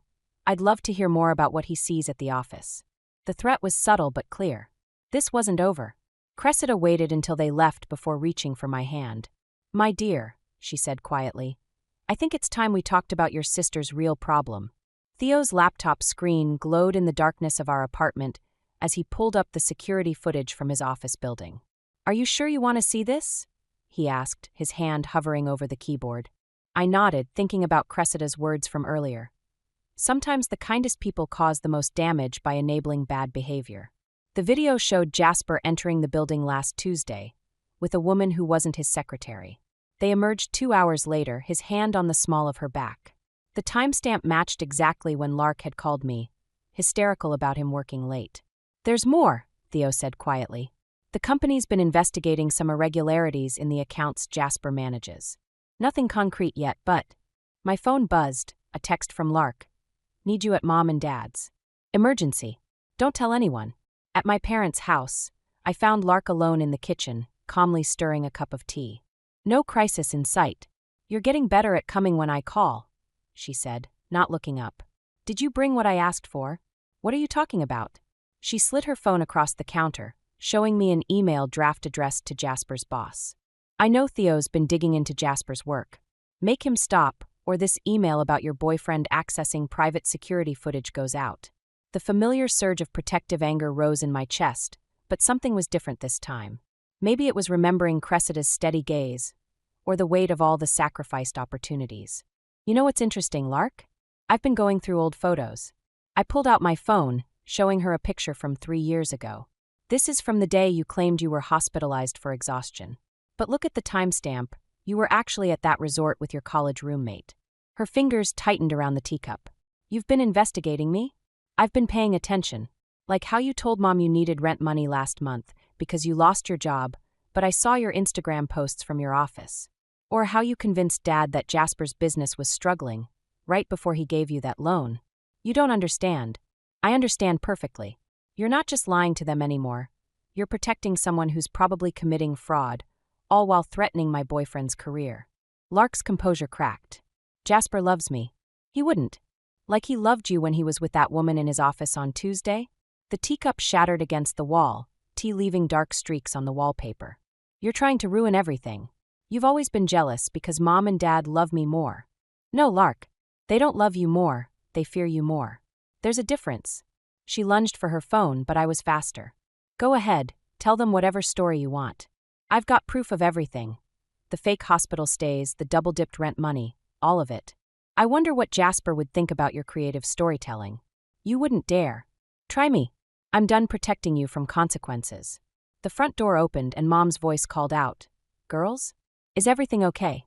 Lark's face transformed instantly, tears welling up. Mom! Arden's threatening me. She's trying to destroy my relationship with Jasper. But before she could continue her performance, another voice cut through. That's enough, Lark.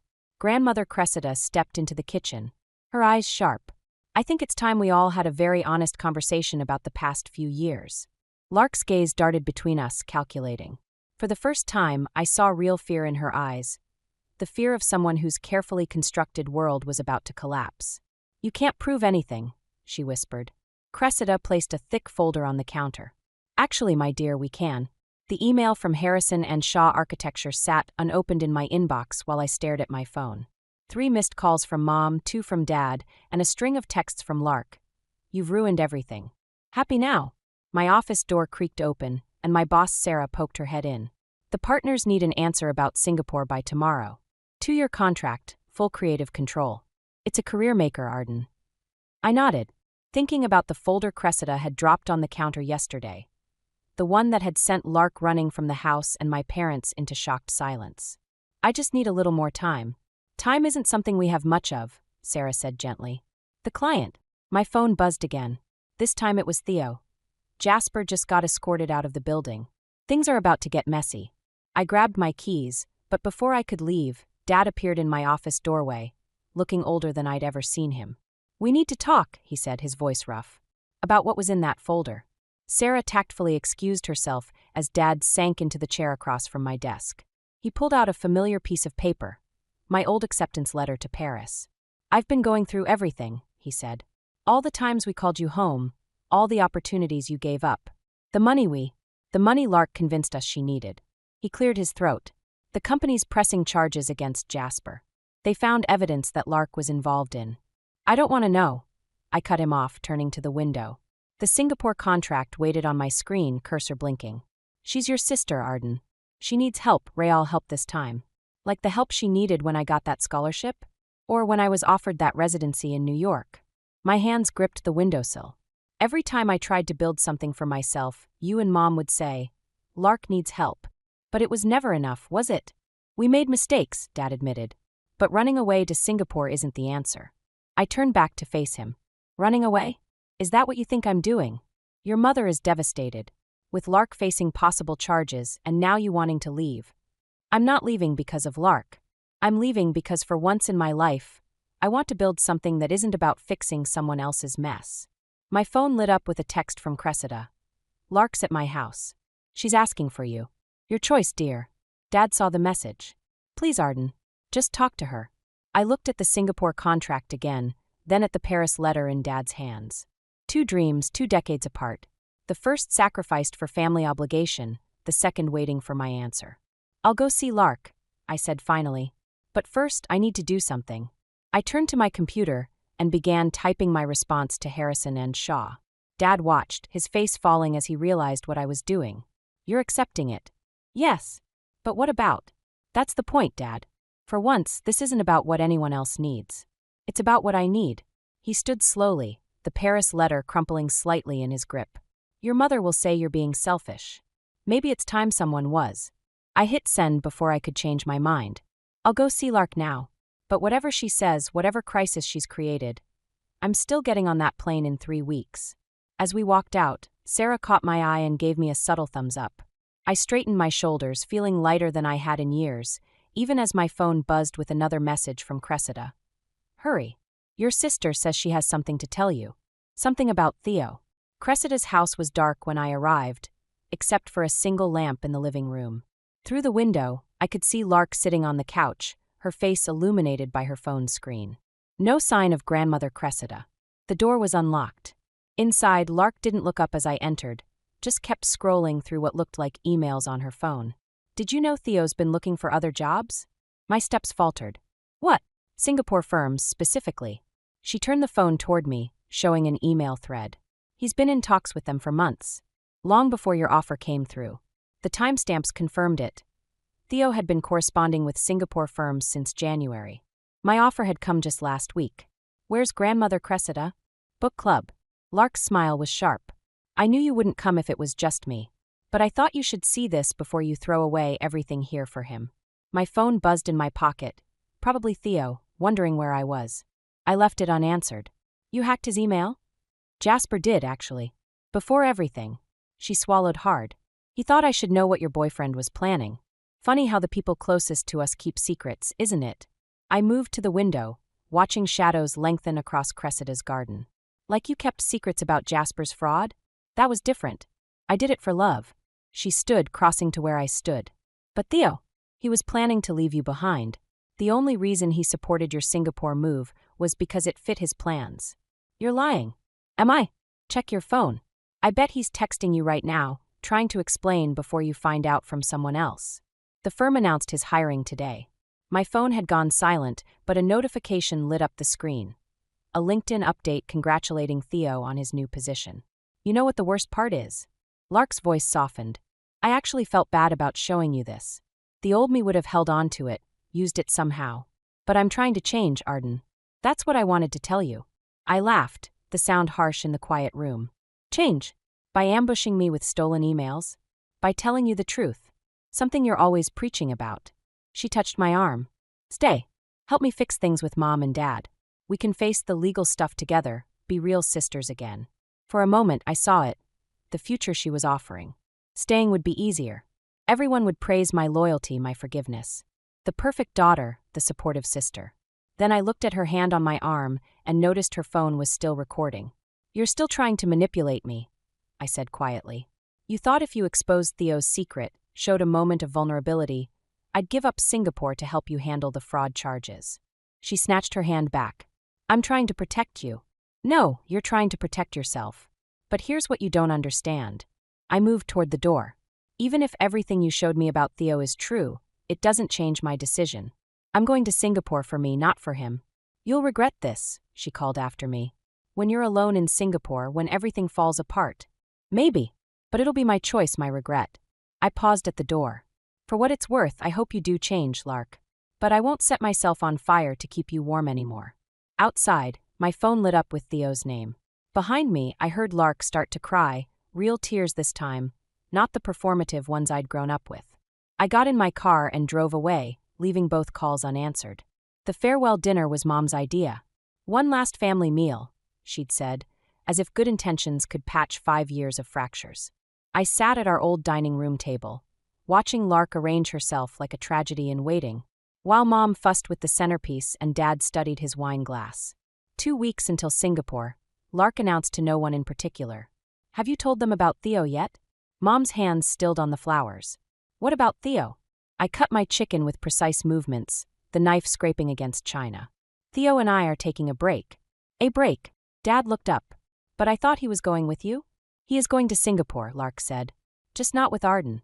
"That's enough," I warned, but she was already pulling out her phone. "Show them the emails, Arden.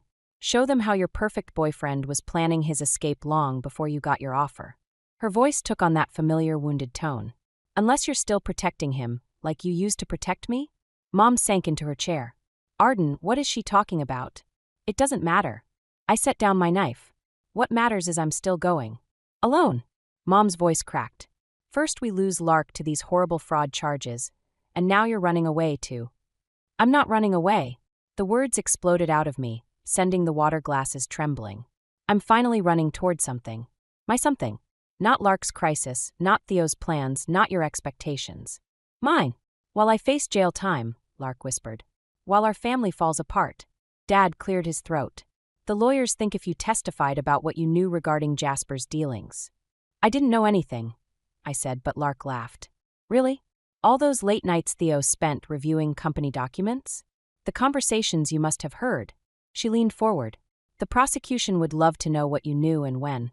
One sister's testimony against her sister's fiancé. It's practically Shakespearean." The room tilted slightly. "Are you threatening me?" "I'm offering you a choice." Lark's eyes gleamed. "Stay. Help me fight this. Be the sister you always claimed to be. Or go to Singapore and hope the investigation doesn't follow you there." Mom reached for my hand. "Darling, maybe a delay wouldn't be." "Stop." I pulled away, standing so abruptly my chair toppled backward. "Just stop. All of you. You don't want me to succeed. You want me to stay small enough to manage." "That's not true," Dad protested, but his eyes slid away from mine. "Isn't it? When I got into art school, Lark had her first breakdown. When I was offered that residency, she needed rehab. Every time I tried to grow, something pulled me back. But not anymore." Lark stood too, her composure cracking. "You think you're so much better than us? At least I admit what I am. You pretend to be the perfect sister while judging us all, planning your escape." "Perfect?" I laughed, the sound foreign to my own ears. "I've spent my entire life trying to fix this family. I gave up everything to be what you needed. And you know what? It was never enough. I was never enough." The silence that followed felt like glass about to shatter. Mom was crying silently, Dad staring at his hands, Lark's face a mask of calculated hurt. "If you leave now," Lark said quietly, "don't come back." I looked at each of them, my enabling mother, my passive father, my manipulative sister, and felt something final settle in my chest. "Okay," I said and walked out of my childhood home for the last time. In my car, my phone lit up with a message from Cressida. "Whatever they said, remember, sometimes the bravest thing isn't staying to fight. Sometimes it's knowing when to save yourself." But as police lights suddenly flashed in my rearview mirror, I wondered if I'd waited too long to learn that lesson. The police station's interview room felt smaller with each passing hour. Detective Chun set another cup of coffee in front of me, her expression unreadable. "Let's go through this again," she said.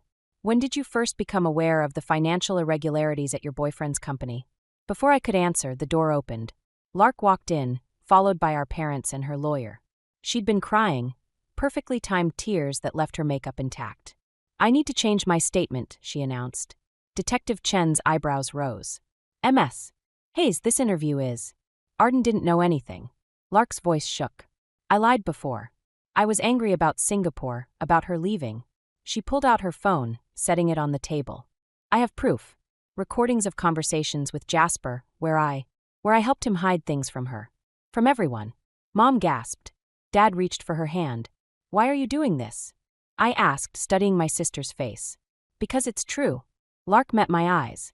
"And because Grandmother Cressida showed me something today. The trust fund she set up for me when I was born. The one I've been using for lawyers?"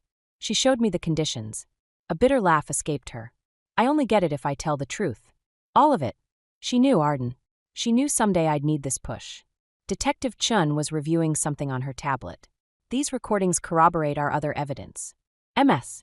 Hayes, Arden, you're free to go. But we'll need your sister to continue her statement." "Wait," I said, standing. "Lark, don't." She held up a hand. "Don't make this harder. Just go to Singapore. Build something real. I need to learn how to do that too, even if it's the hard way." Mom stepped forward. "Darling, we can fight this." "No, Mom." Lark's composure cracked. "That's the problem. You and Dad always help me fight the wrong things." I blamed Arden for being perfect, but she was just whole, while I was breaking everything, including myself. "You're not broken," I said quietly. "You're just lost." "Maybe." She smiled, a real smile this time. "But I can't find my way by following your path anymore. Or by trying to destroy it." Detective Chun cleared her throat. "We need to proceed." As I gathered my things, Dad touched my arm. "We should have seen it sooner. Should have protected you both better." "You can't protect someone from themselves," I said. "Sometimes you have to let them fall." "Like you're letting me?" Lark asked. "Like I'm letting us both be free." At the door, I turned back one last time. Lark sat at the interview table, her lawyer whispering in her ear, our parents hovering uncertainly nearby. She looked smaller somehow, but also more real than I'd seen her in years. "Lark," she looked up. "That trust fund? Grandmother set one up for me too. Same conditions." Understanding dawned in her eyes. "That's why you started telling the truth. That's why I started living it." Outside, the evening air felt clean possible. My phone buzzed with a text from the Singapore firm, confirming my start date. Below it was a message from Cressida. "Truth isn't always pretty, dear. But it's the only foundation worth building on." I took a deep breath and began composing a reply to both messages. It was time to build something new, brick by honest brick. Behind me, through the station window, I saw Lark straighten her shoulders and begin to speak.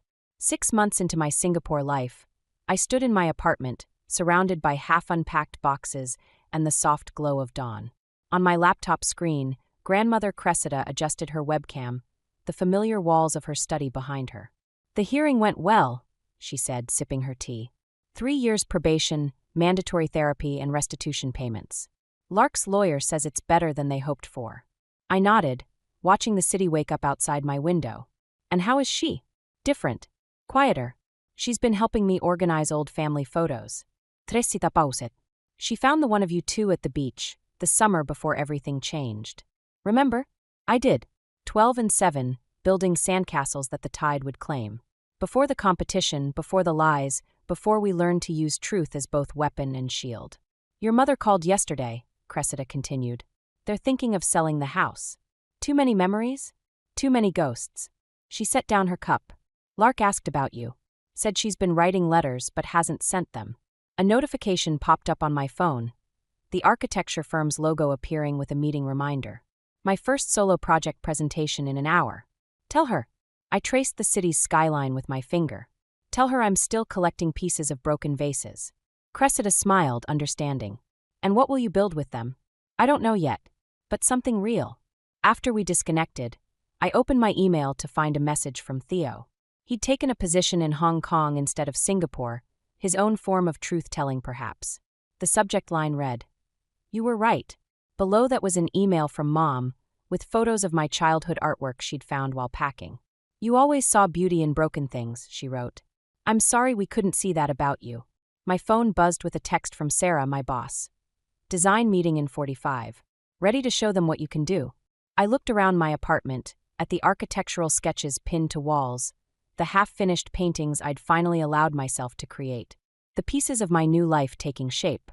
On my desk sat a small box Cressida had sent last week. Inside were fragments of her broken vase, carefully wrapped. Sometimes, her note had read, we need to break before we can rebuild. I picked up a piece now, its edge smooth from years of handling. In the early morning light, I could see hairline cracks running through it like roads on a map, each one leading somewhere new. My phone buzzed again, an unknown number. A text appeared. Found this in my therapy journal. Thought you should have it. Below was a photo of a child's drawing. 2 girls building a sandcastle. Signed in Lark's crooked 7-year-old handwriting. I didn't respond, but I saved the image. Some conversations needed time, like cement needs time to set. Some foundations had to be rebuilt slowly, deliberately, with room for both strength and fracture. Opening my presentation files, I added a final slide. A design that incorporated visible repair lines in its structure. Golden seams running through glass and steel. Beauty in the broken places, truth in the telling. Outside, Singapore's morning traffic hummed like distant waves. Somewhere across the ocean, my sister was learning to build something new. Our parents were learning to let go. And I was learning that sometimes the strongest things we build are the spaces between what was broken and what could be. I picked up my keys and headed for the door. It was time to create something of my own.